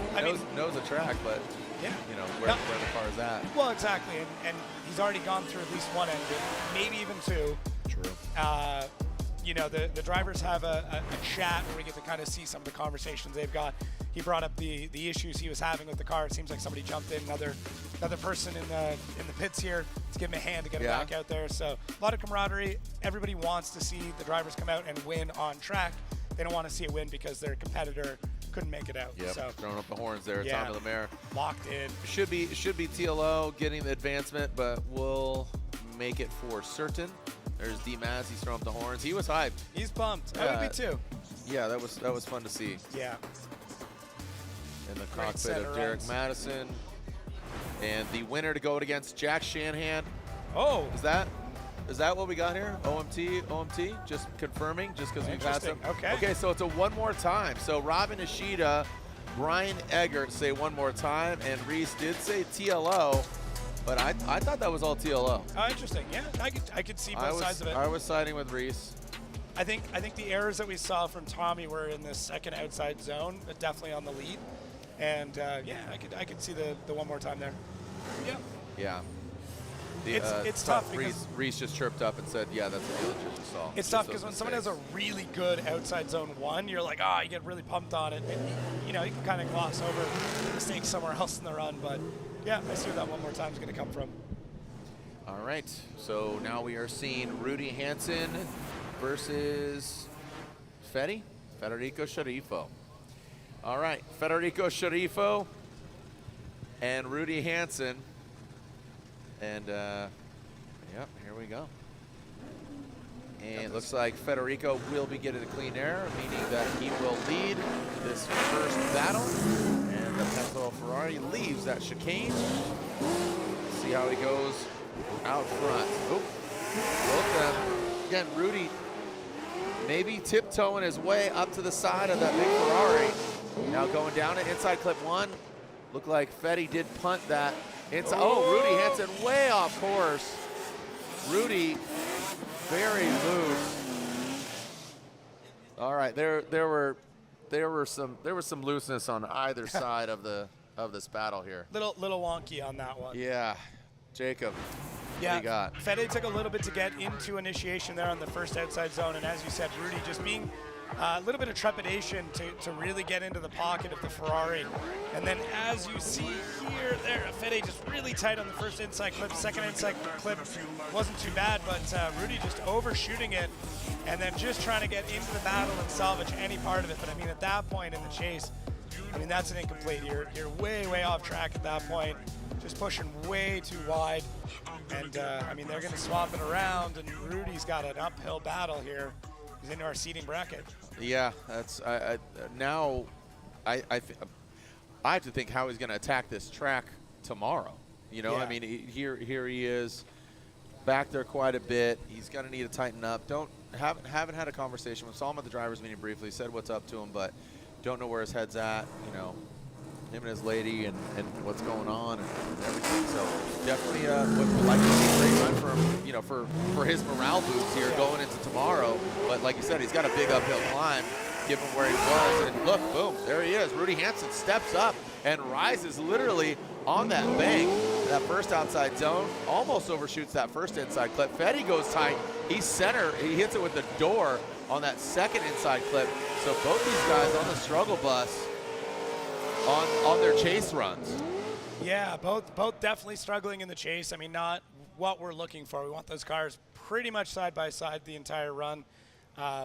Just a weird one from both drivers. So let's see here. Rudy out front, good initiation to get up to the wall, but not all the way deep. And Fede doing a decent job in the proximity, a couple of car lengths behind, but like to see him pick that up. But Rudy really got a good chunk of speed through this section. I mean, you can see why he might have overshot it before when he was in the chase, but in the lead does a really good job. And Fede just kind of, I mean, he's pretty far back at this point. So not a great set of runs from either driver. Both are definitely going to need to clean things up, but yeah, I mean, it's going to be kind of a choice between who made the least biggest mistake, unfortunately, which is not really what we want to see. Now, the upside with this is that we are going to hopefully get all these gremlins worked out here in seating before we get into the bracket that is tomorrow. You know, drivers could be testing different setups, trying different things. They want all those points. They want to do the best that they can, but also, you know, utilize some of this time just to figure out what they're going to end up needing to do to be successful tomorrow.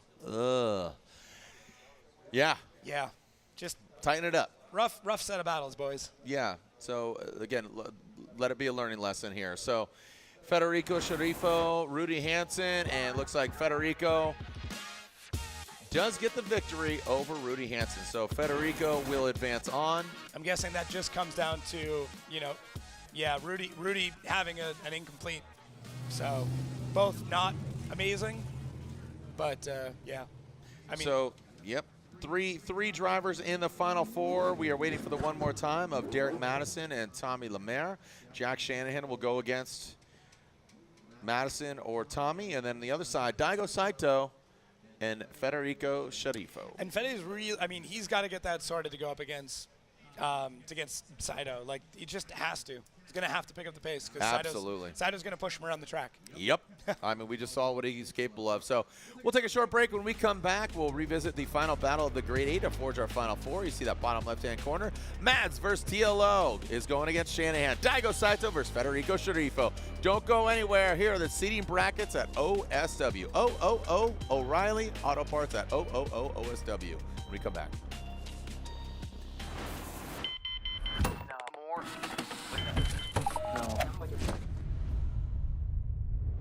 Is this it? This is it! We've been holding power you make for 30 years. But here's the real question. How much torque are you making? Because every single ACT clutch is rated by the torque produced at the crank. That's all your clutch cares about. Your power, your performance, your success. Unrivaled precision, power, and durability. Visit advancedclutch.com today. 30 years of precision engineering and performance excellence. Because every revolution starts at the crank. Need a little help? We got help. Need some advice? We got advice. No matter what you need, we have thousands of professional parts people doing their part to make sure you have it. Exceptional customer service. Just one part that makes O'Reilly stand apart. The professional parts people. O'Reilly Auto Parts.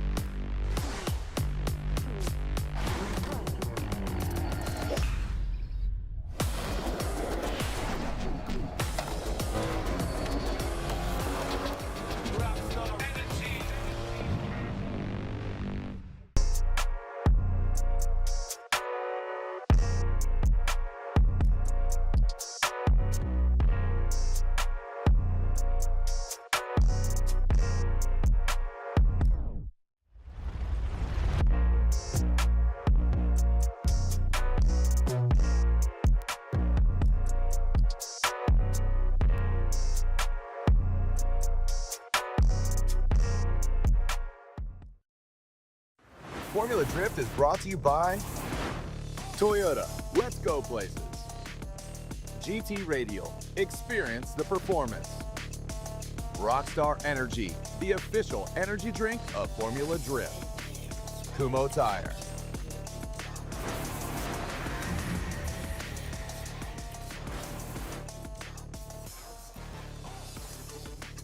All right, so we are hearing that Derek Madison doesn't have a comp timeout. Right, And so doesn't look like if he can't make it to the line, he out. he out.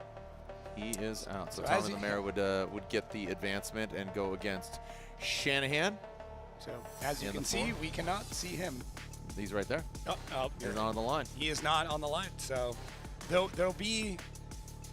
What are they looking at? That looks like fuel tank. Fuel line, fuel stuff. Yeah, definitely fuel stuff. All hands on deck. And yeah, we got a fuel line there. Got a pump. Is So that? at Oh, that's Derek. some point they're gonna just say you need to be online now. There's kind of a less There's a official. buffer. There's a less official amount of time. Derek's getting in the car, but is it good enough? All right, door slams. His dad's Is that his closing the pops? door. Yeah. He's like, get in the there, car. Derek. get in in the there, car. dude. You're going to drive. Yeah. Yeah. So hopefully Off that the was wall, just baby. hopefully that was just like a leaky fitting. It's got a crank on it, so they got. So Okay, 1 minute left on natural time. No, and you brought it up, the natural time, basically the time allotted within battles. So they got 1 minute. It's not something we talk about a lot because it doesn't usually come into Doesn't play. usually come into play. Right. But yeah, there's Kevin Wells. That is our competition director. Official title? Kevin down there. Kevin, yeah. I assume it's Kevin. Yeah, his name's Kevin. He's the guy you don't Kevin's want at corner. your pits. If Yeah, he's there, there's something else He's going on. a bit of the Formula Drift Grim Reaper. Yeah. Yeah, that's a good way of putting it. So you got 30 seconds. Looks like Kevin inspecting, checking it out. Kevin notably worked on multiple championship vehicles. He was crew chief for Chris Forsberg when he won his first championship. Hung up his clipboard in the pits and then picked up the clipboard in the Formula Drift staff many moons ago. So Kevin's been an integral part of forging and just developing rule books, implementation of technology, the confines, finding the black, finding the white, finding the gray, both good, bad, and indifferent. We got the race hammer out there? Yeah, I think that's Jonathan Hurst with the race hammer. Okay. That is a scary combination. A Hurst and a hammer. Hurst and a hammer. And it's still on the trunk, by the way.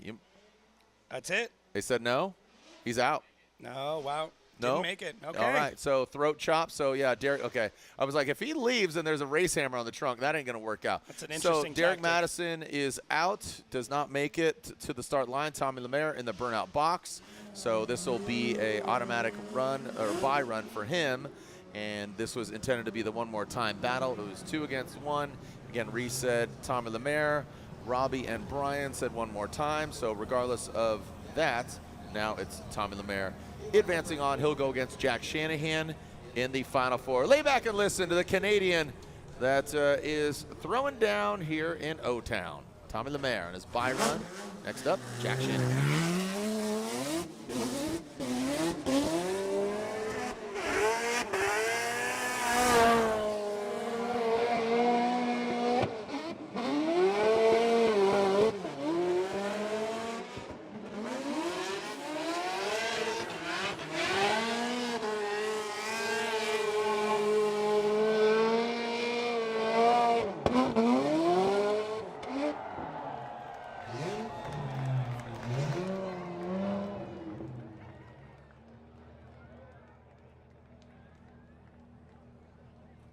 Attaboy. I Way know, to go. Tom, where's that been?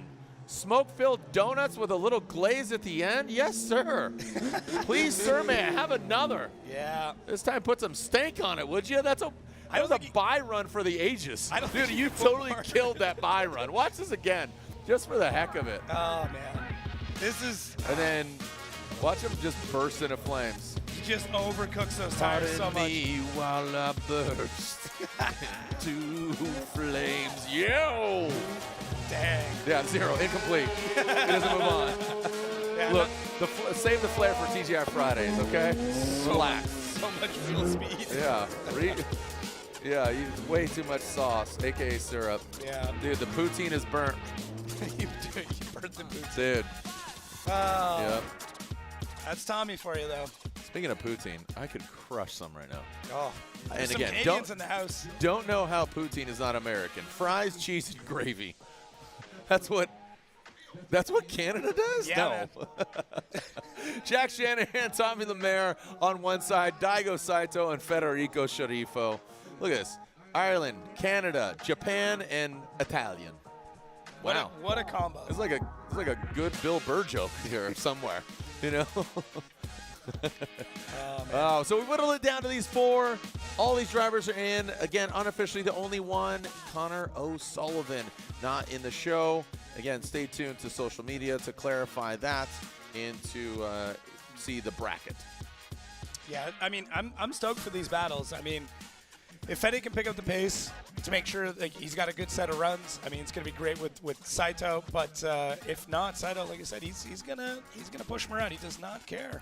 Daigo right now is I can sense a little frustration just at not coming together. Daigo, yep, he's back, right? You know, GT Radio, Jerry Yang, Bathing Ape, Champion, all these things. Right. It's just the formula has not coagulated. The cake has not risen. You know, speak Yes. more cooking terms there. I got Mr. you. Sir Smokes a lot here. What do we got here? Yeah, no, I agree. Everything is there to make for an incredible season. But just because you have all the perfect ingredients doesn't mean it's all blended together. There we go. You know, we're right there. Everything should be perfect for Daigo Saito to come through and have an incredible year. But I mean, even look at James Dean first year at RTR. That is a perfect recipe. Did not win a championship first year, right? Still looked great, but not that typical James Dean dominance. So yeah, really good point. And a lot of that was just finding his space, finding a spot, a car setup to match him. That's a huge James, part. wrote off that car, right? Comes back, eventually comes back, podiums, but then next year wrote off the car, built the car to his specs, did the due diligence, bang, comes back, wins in the rain, wins the championship, and yeah, that's a great example. And I mean, every car is different, every engine platform is different. Daigo not running a giant V8. It's going to be very different for him, right? So funny how Daigo loves the V8s now. Oh man.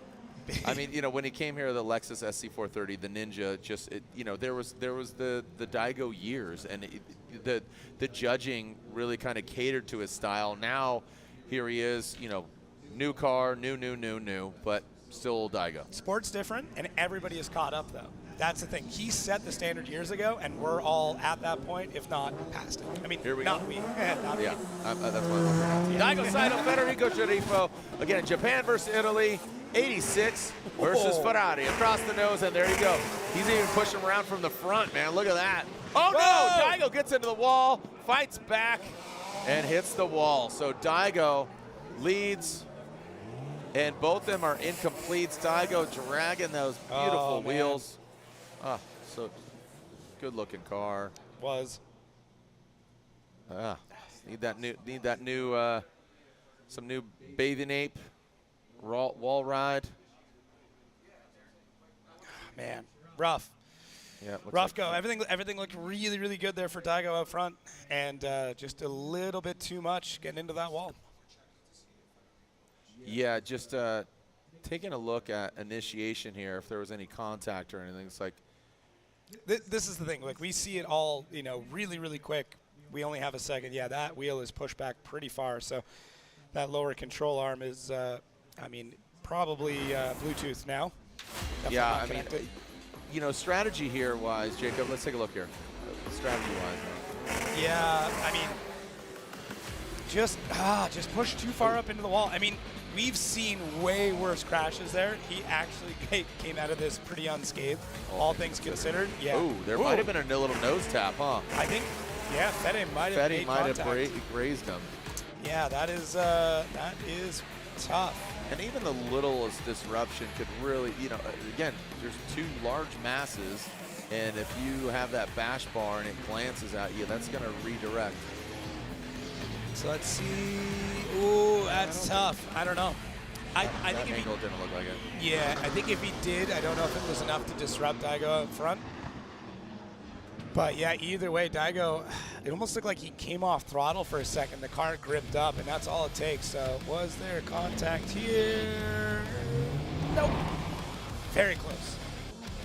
And then the other part too is, did Fede even initiate in time?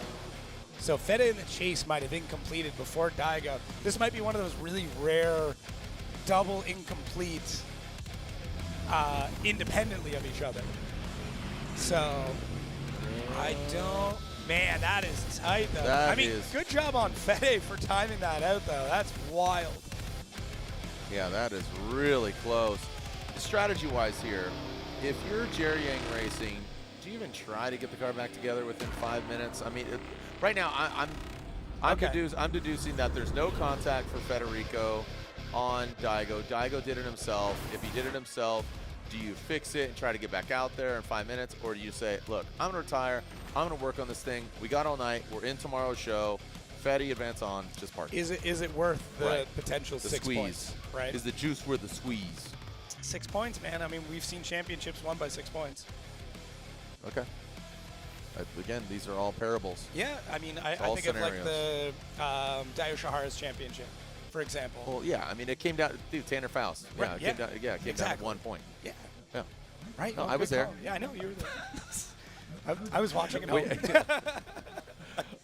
home. We are waiting for the verdict. If there was, is there fault?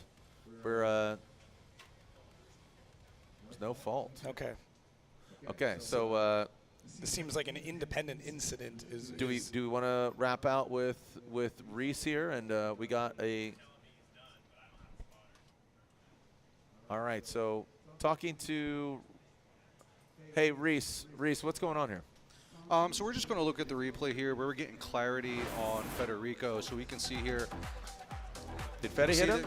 No, we don't think there was a hit. We think there was a clean transition there. We do see Fede. It almost looks like he straightens up a little bit, but the judges do not declare that as him straightening up. So it was very low angle. Wasn't ideal by any means. We do feel that Daigo going into wall was an independent thing. So we don't put an incomplete on Federico in the chase. We were looking at that because we thought maybe he straightened up. It was very, very low angle, but we don't deem it as a straighten. We don't deem it as an incomplete there. So are you saying that he attempted to initiate here? Yeah, And you can see then- he's setting himself up, goes in. You can see it's a little straighter. It's just, man. And that's where we have to come in and make the judgment call. We don't think he settled the car. We do think he was on the cusp and on the very edge of getting that zero, but we don't think he got the zero. We think he still was getting the car rotated. Oh yeah, it was very poor, wasn't ideal, wasn't the way we would have wanted, but we don't deem it as an incomplete. And this also comes into that like straightening rule where we have we're getting real deep in the weeds of the rule book. Right, we don't want it to get settled. We don't feel like the car settled. Okay. We felt like it was still kind of going and rotated, although it was very poor, very slow, very low angle. But then we see Daigo in the front, goes into the wall, and gets an incomplete. All right, I'm going to have to agree with you on that one. Yeah. You literally are going I to have to know. agree I don't with have him. much of a choice. So Daigo Saito will be at fault. He has an incomplete, and like you said, we can see just here. on the razor's edge. Yeah, just on the razor's one edge. Contact, and I'm sure he was trying to make an adjustment not to hit him, and you can see. Oh, you can almost see going Fede. a little bit. Yeah, It was and a close again, one. just narrowly. He escapes an incomplete, but Daigo will be out of competition, so Federico will have to complete a bye run, and Daigo will be tapping. I mean, either way there, I mean, Fede able to make it to the line to do that second run. Daigo saying he's not, so, I mean, it would go to Fede at that point, regardless. Just want to give some clarity on that. No, that's fair. I appreciate it, man. Thank you.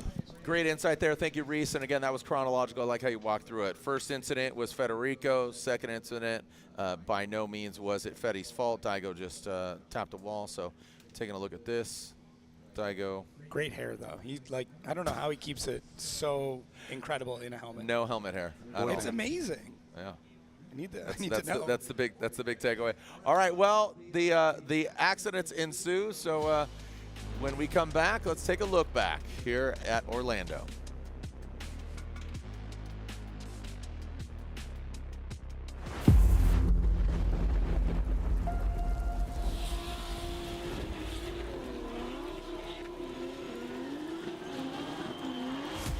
We're about to cook because we're in the South, baby.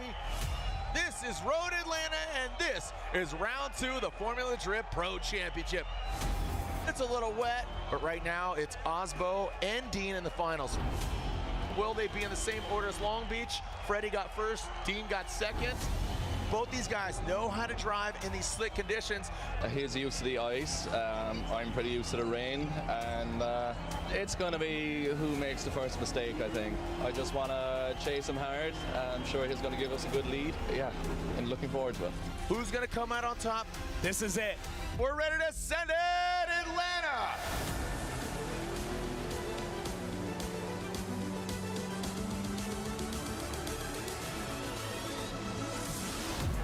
Feels good to be back here. This is my favorite track, and I feel more ready than I ever have, even though we're making some big changes this year. Who's coming out on top? I am now an established, I don't want to say veteran of the sport, but I've been here a long time. But at the same time, I feel more poised and ready than ever. We hope and believe that we can continue that trajectory and really fight for the championship this year. So you're into that third outside zone goes James Dean dialing in. Frederick Osbo, look at him diving in. Really good proximity. Man. James Dean, Frederick Osbo, great driving. That is hard to beat, dude. It's really tough. We're splitting hairs. We got it one more time. We got it one more time. They are going at it again. Agreed. James is darn good. He has a really, really good initiation. We had some strong points as well. So now the goal is to clean up some of it and go at it again. In the rain, who will reign supreme?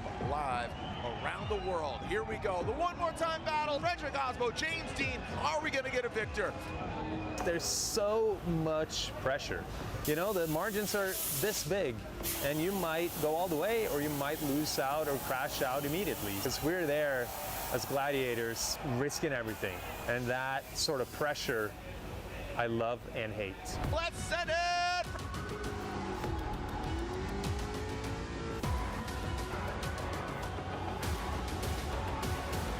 In motorsports, you're only as much worth as your last win, really. So why not just enjoy it and go drive your ass off? This could be it. Now they both know they got to be perfect. Sure, there's a lot of great drivers out there, but we're pretty darn good too when we get it right. And I think if we can stay out of our own heads and go out there and stay hungry and keep pushing, we really don't have anything to lose. Frederick Osbo applying the pressure consistently, not having it dart in. He keeps the same measured approach, brings it around that last, and look at that transition, just narrowly escaped. That was really, really good. Everybody's pumped. Everybody is stoked on this crazy, crazy battle. And we got a winner. Bring him on down. The plot thickens, and we are finding out that it was a split decision. They are going one more time. That has never happened before. No, I mean, no. as far as, the question is now, what is the variable that will get them the victory? So here we are with a second one more time between these two giants of the sport. No matter what happens, there will be a winner, but make no mistake, we're not here fighting for second place finishes. Here we go, another one more time battle. Frederick Osbo, James Dean, don't leave in the judges' hands. Bring the X factor, bring the noise, bring the victory. Which side of it? The Rooster Tail off the back of the Supra and the Ford Mustang into that inside clip. Bringing a little wide there as Frederick Osbo now back up the hill. Snappy transition. The X factor is what they're looking for. Into that second outside zone. Now bring it into the third outside zone. Every single lap in the lead and in the chase, like Frederick was pushing the limits on entry. Then I was trying to return the favor, and it was just like bumper cars for a lot of those runs. Both drivers, a couple of small mistakes here. Sure, we're all big egos here. We all want to win. But I think all of us here can also enjoy watching someone else win when it's deserved. Will we have a victor? Here we go. Send it for the last time. Coming past that inside clip for the second one more time. The third battle between these two guys. Frederick Osbo got the win in Long Beach. He got the win here last year. James Dean, the defending champion. Honestly, I had no idea which way any of those three battles were going to go. In the last one, I tried to clean it up as best as I could. Frederick Osbo hunts him down. like a big game mantelpiece. Let's see if we're gonna have a Mustang or a Supra hanging on the wall. So close. How much more perfect do you need to be? Make some noise for our gladiators here on Road Atlanta. And finally, your winner is James the Machine Dean gets the win. Frederick Osbo gets second, and Odie Bakshis in third. So here we are, second place, and we're off to a great start, and the goal is clear, 2025 champion. Your winner here on round 2, the defending champion, James the Machine Dean. Frederick, amazing driving, man. It's unbelievable every single time we battle. It's crazy. And yeah, see you in Orlando.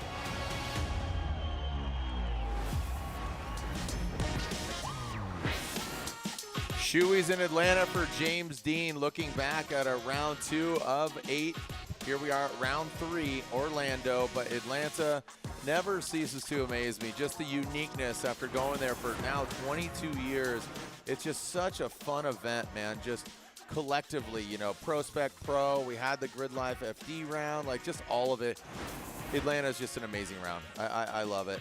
Jack Shanahan and Tommy Lemaire. That's what we're looking at now to go against Federico Sceriffo. Who will it be? We will see. And we just saw an amazing buy run from TLO, your fellow countryman there, Jacob. And, you know, he pounded his roof earlier. And the reality of it is these guys have never seen battle against each other. So this is one to – I'm expecting some – if we go off of his buy run, talking about TLO, and if we go off of what Jack's done previously, this should be a banger. Yeah, this should be be really good. Oh, no. TLO calling comp time. He already used it. I think he already used one. He already used it. Yeah, he's out. So there it is, Shanahan. Oh, all right, so no. so it's a buy run. Yeah. Do we even run? Hold on, just hold him. Just hold him. Can we just pull Fede out? No power steering. So we're finding out Tom Lemaire, no power steering. I think he broke it on the buy run because he went so ham. There are some tracks where you could risk it. This is not one though. No. Long Beach in here. Okay, look at that. Just go have fun. What track can you risk it? Atlanta? I feel like you could. No. Ask Jack about risking it in Atlanta. Utah. Yeah. You can risk it in Utah. Yeah. All right. Well, Shanahan, a buy run for him. He will advance on. We are doing now clerical work here. And this is Jack. Look at the flames shooting down. Look at that. This is a battle of who had the better buy run. Hey. Man. Tommy, I don't know, man. Jack's coming for it. Jack, relax, dude. No, there's no chill in that boy. Dude. There's no chill in that boy. Shanahan is what we're going to call him. He's going Shanahan? Shanahan sandwich, dude. I'm okay with that. Yeah, dude. Shankaham. Killing it. Jack Shanahan, what? Dude, that was insane. Okay. Well, guess what? It's Shanahan versus Federico Sceriffo in the finals. That's right. So, again, this is all about seating brackets. We will acknowledge on the podium tomorrow. If you saw that schedule, again, we still have the finals left, but the party continues tomorrow. We got the Neft Vodka, the official spirit of Formula Drift Orlando. We got 2 bars by the main stage, main grandstands behind us, also the lounge and the Extreme Sim trailer. But the party continues here on track in just a little bit. Shanahan going to throw a fresh set of rubber out back, and he'll be going against Federico Sceriffo here in seating brackets. This is a good, I think it's good for both these drivers. Jack, he's really peaking. He's finding the right special sauce. And then Federico Sceriffo, the more runs, the more, you know, we've seen that car quite a bit. Just needs to work it out. I think he's got a bit of luck on his side here from some of these battles, and I'd like to see it really come together for him. Yeah, and I mean, the more you drive, the more experience you get, the more notes, better you become. Get 20% off Enos Oil. 20% off Enos Oil. Follow Enos USA for details. Get 20% off Enos Oil. Go to Instagram. I could use oil change in the car. I have to do that. Yeah. Take him up on that offer. You're out here. You don't live too far from here now. You're out here. I see you tagging like, dude, OSW things. Yeah. Let's go. Yeah. What are you driving out here? Picked up a G35 coupe. Cool. So yeah, I've yet to run this track. Okay. I've just had it's been a busy year. Yep. So every time that there's an opportunity to come drive here, I am somewhere else. Or you got fire ants. I do have fire ants. Got bit by fire ants. A lot of them, yeah. Yeah. It was not fun. That's a sick tattoo, courtesy of Mother Nature. Yeah, welcome to Florida. Learned about fire ants the hard way. Woof. Yeah, but no. Hey, great job, you and your wife cooking lunch. Thank you. Really, that was very impressive. Good sausage, burnt ends, brisket, slaw, cornbread, apple crisp. Potato salad. Yeah. Not my favorite. I'm joking. Joking. Show me potato salad. He made Dr. Pepper barbecue sauce just for Kevin. I told him. I was like, hey, FYI, sauce is Dr. Pepper. He's like, okay, all right, that's good. Big Dr. Pepper guy. Listen, I mean, when FD comes to your hometown, you tend to do something. Usually we'll get together at the house. I mean, he got us in and out that one time. It was great. Yep. And I figured, it was my turn. Very nice. Came to my new, I wouldn't say hometown, but where I'm currently staying. Your current residence is here. Yep. Yeah. What are these guys talking about here? Hey, teal shirt. What are you looking at your phone for? You're hanging out with your homies. You in the teal shirt. I think they're checking the schedule for tomorrow. Checking the schedule for tomorrow. You better be checking the schedule for tomorrow. They're Todd. That's your real name, Todd. Yeah. What are you? Homegirl. What? Blue tank top. What's he doing? Put his phone in his pocket. Green shirt. He is. Oh, yep. He did it just like that. Did that thing. You don't need to look. I'm gonna tell you right now. 3 o'clock. That's when you guys are gonna be here. Yep. Top 32 tomorrow. Yeah. My dude right there. Hello. How are you? Black shirt, gray pants. Thanks for joining us here. Are you coming tomorrow? Are you gonna be here tomorrow, guys? Thumbs up. That's right. Yeah. That's right. You better be here. Thumbs up from all of you. Yeah. What up? They figured it out. Figured it out. See, might be living in Florida for almost a year. Didn't lose the Canadian accent. No, of course. You will never lose that. I know. Yeah. So yeah, tune in tomorrow, 3 o'clock. Tune in tomorrow, 3 o'clock, round of 32. Shanahan, all Shanahans on deck.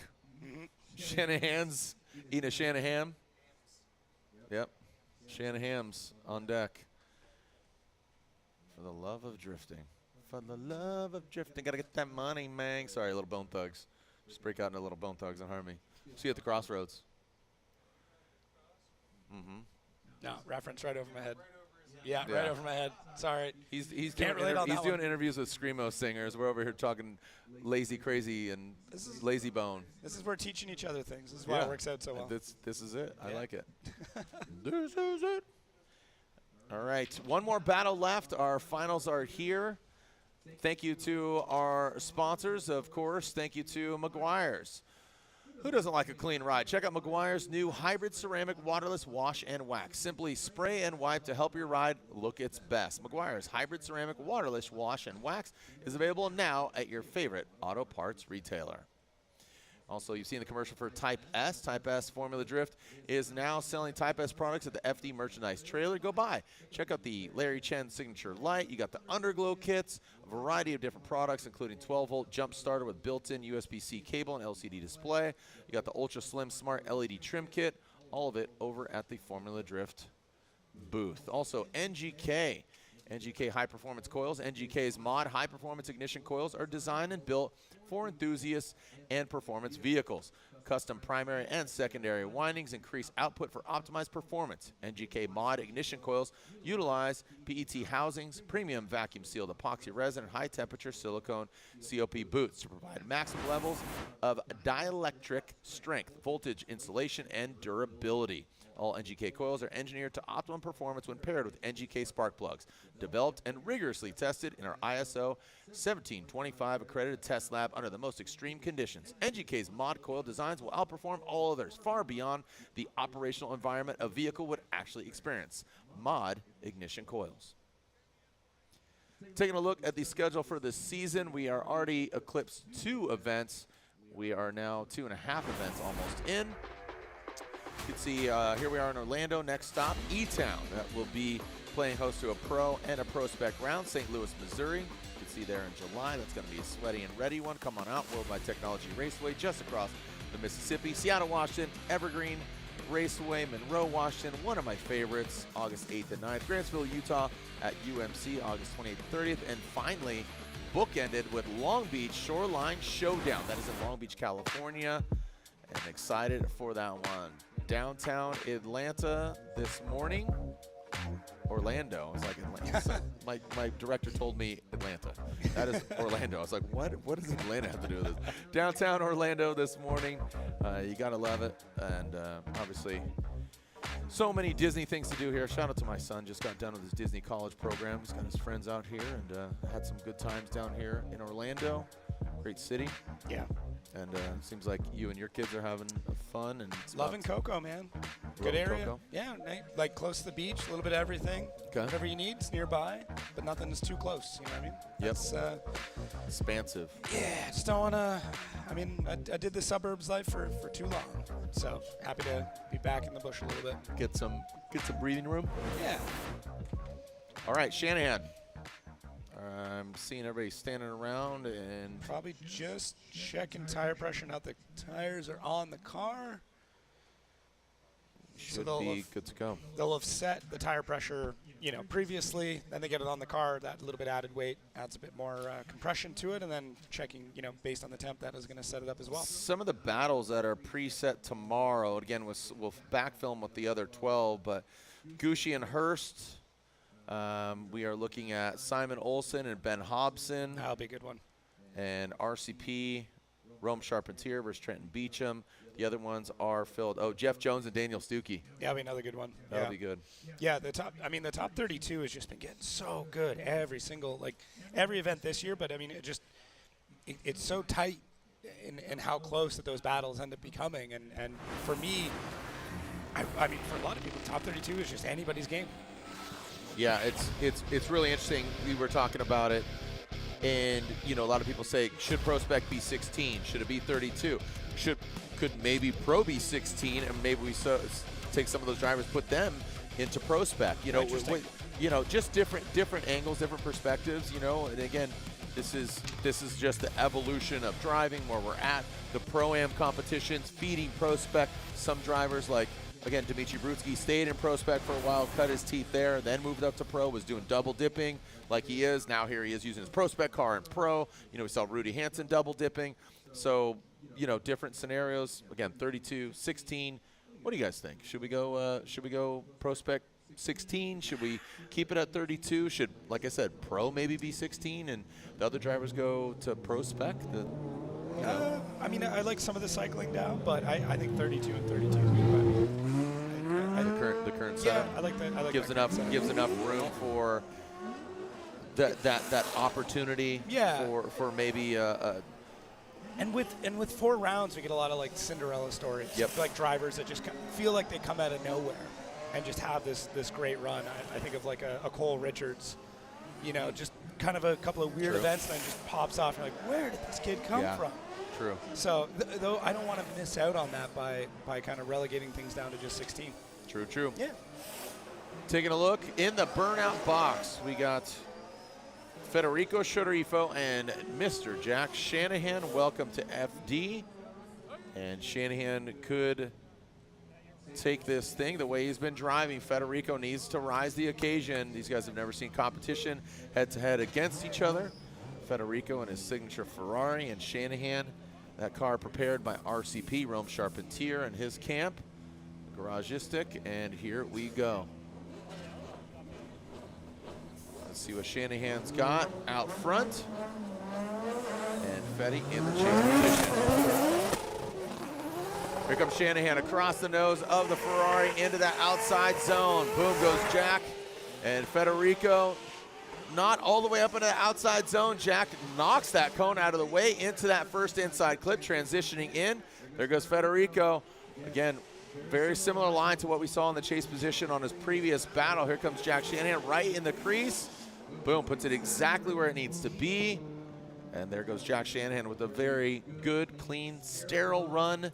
Exciting, definitely, for sure. I mean, I say sterile, but he made that look really easy, very fluid. Well, in a night full of incidents, it's nice to see somebody just lay down a solid run, fill that first outside zone quite well. And Federico Sceriffo taking a much tighter line there through that first outside zone, does a good job through the transitions, almost goes 3 wheels off for Fede, but making progression throughout the event, cleaning up the mistakes he had previously, not doing some of the strange things we saw earlier. Would still like to see Fede up a little bit closer to the wall, but realistically, matching the angle and gaining that proximity, but sacrificing the line to do it.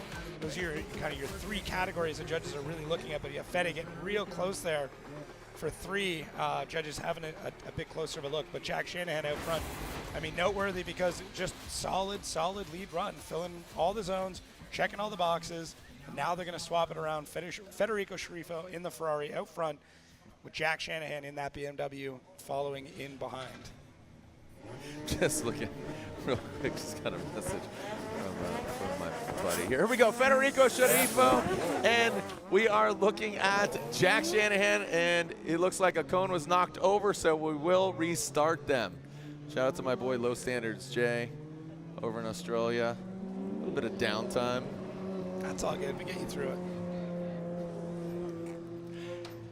And Fetty will lead, but unfortunately that will be a restart as a cone was hit. It's a big car, man. It's a very big car. It's a very wide car. Thick. So ready. Yeah, and that's just getting the tires lit up just a little bit, but you can see those flashing lights, lets the drivers know. Shut her down. All right, back to the start line. Here we go. Are we going to get a victor?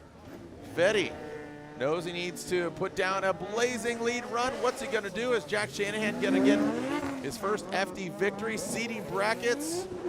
Here we go. Fetty initiates. There he is. Now he puts the car up there high and tight. Look at Federico. Good angle from him. Jack Shanahan now comes down into that inside clip, buries it in the smoke, and brings it in nice and pops it into the pocket. Smoke-filled pocket there by Jack Shanahan, and brings it tight to the Ferrari of Federico Sceriffo. Fede, I mean, dude, probably the best lead run I've seen from Fede in a fair bit of time. Great lead run from Federico Sceriffo. I think Jack Shanahan did everything he needed to do, but yeah, I mean, just solid lead run. That was great. Solid, that was the best lead run we've seen from Fetty all night. That's what he needs to bring tomorrow. Who he's going to go against, TBD, but great run. And this is the biggest benefit for these drivers in seating, and this is kind of what seating was meant to do, is to give these drivers some time to develop, give them a little bit more practice, lower the stakes a little bit. I mean, could have been a little bit deeper to that inside clip, but ultimately does a great job. And there's Jack Shanahan. And this is, I want to get really kind of technical here, this is more of that European chase style where they'll pull a bit of the angle out of the car to really gain that proximity. But really, I don't know if that's a perfect scenario. That's no, going to have both of them. Yeah, but I mean, for Jack, I mean, that's what we saw there. I don't think Jack. Yeah, a lot of the European drivers will compromise some of the angle to gain that proximity. And that's kind of what we saw there from Jack. Just not quite as parallel through, but very, very small critique there. Jack Shanahan did a great job in the chase. Federico Sceriffo laid down a solid lead run. Yeah. Yeah, great job. And it gave Shanahan the opportunity, and that is the theme of this year. Have a good lead run, and it looks like we do have a unanimous winner. And third place will be going to, again, the highest seeded driver, so that'll be either TLO or it was Daigo Saito. Daigo Saito. Yeah. So Daigo gets third? Yes. Okay, so it looks like, and again, unanimously. And there they are. Make some noise for them as they step outside of their vehicle. Ireland, Italy, and it is official. Daigo Saito, third place here in seating brackets. And we will announce the winner here for our seating brackets. Again, tomorrow, 3 p.m. for top 32 here at OSW. Round 3, the Formula Drift Pro Championship. Great hug there. Good running. Love Jack. Got to spend some time with him and his lady in Australia at the Keep It Read event. A lot of fun. Lovable dude. Great energy. Excited to see him just really coalesce and bring it together. And I think this is a nice little glimmer of what we can expect here for the rest of the season from Jack Shanahan. Yeah, agreed. I mean, you had a rocky start, and I really hope this is a momentum that's going to get things going, that's going to build and really show what Jack Shanahan can do. If you followed his career, he is one of the best drivers in the world. Yeah. It was a rough start to get things going. Yeah, and you hate to say that's to be expected, but new car, program, coming overseas, that's a big ask. And like I said, he really admitted in Atlanta, he's like, just had a total moot point. So, all right, here we go. Looks like joining him down there on the tarmac. Third place, throwing his suit on, makes some noise. Third place in seating brackets from Japan. Zipping up the suit, Daigo the Ninja Saito. Third place in seating brackets. Jerry Yang and his camp going to work on his vehicle, get it back up to snuff for tomorrow's main event. Again, 3 p.m. tune in. And your winner here unanimously, round 3, Orlando Scorch seating brackets. Jack Shanahan gets the win in seating brackets. Congratulations. Federico Sceriffo gives him a hug and gets second place in seating brackets. There you have it. Again, Ireland, Italy, and Japan. Truly international affair. Thank you to our judges, Robin Ishida, Brian Eggert, Reese Marin. Don't go anywhere. You got to give me a ride to the hotel because I got the keys. Jacob, I think we saw a little taste here and there. 75%. Everybody was on it. 25% need to tighten it up if we're going to bring it. We talked about the track, how simple and straightforward it is. What are your thoughts about tonight going into tomorrow? And here's a look at the 32 as we look at some of these battles being forged. Yeah, I agree. I think the drivers that got to drive tonight got in that little bit of extra practice, and they hopefully will carry that momentum in. Federico Sceriffo going against Chris Forsberg. Hopefully he's got a bit more confidence going into that. Daigo Saito, Connor Shanahan, that is going to be crazy. Jack Shanahan, Dylan Hughes, Tommy Lemaire, Adam LZ. There's a lot of really good battles that are going to be coming up tomorrow. These are just the ones, you know, that we're looking at right away, but I'm going to start building my little fantasy bracket, see how things play out, but it is going to be a solid day tomorrow. Love it.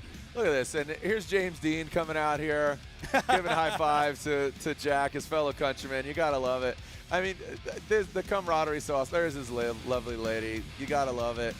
Ireland, Irish eyes are smiling on Mr. Jack Shanahan. Congratulations. Tune in tomorrow, 3 p.m. Thank you so much, Jacob. Appreciate you. Thanks for the sweet meats earlier today. And I got you. Thank you to our judges. Thank you to our FD staff. Thank you to our whole crew. We'll see you tomorrow here at Orlando Speed World for round 3. We call this Scorch.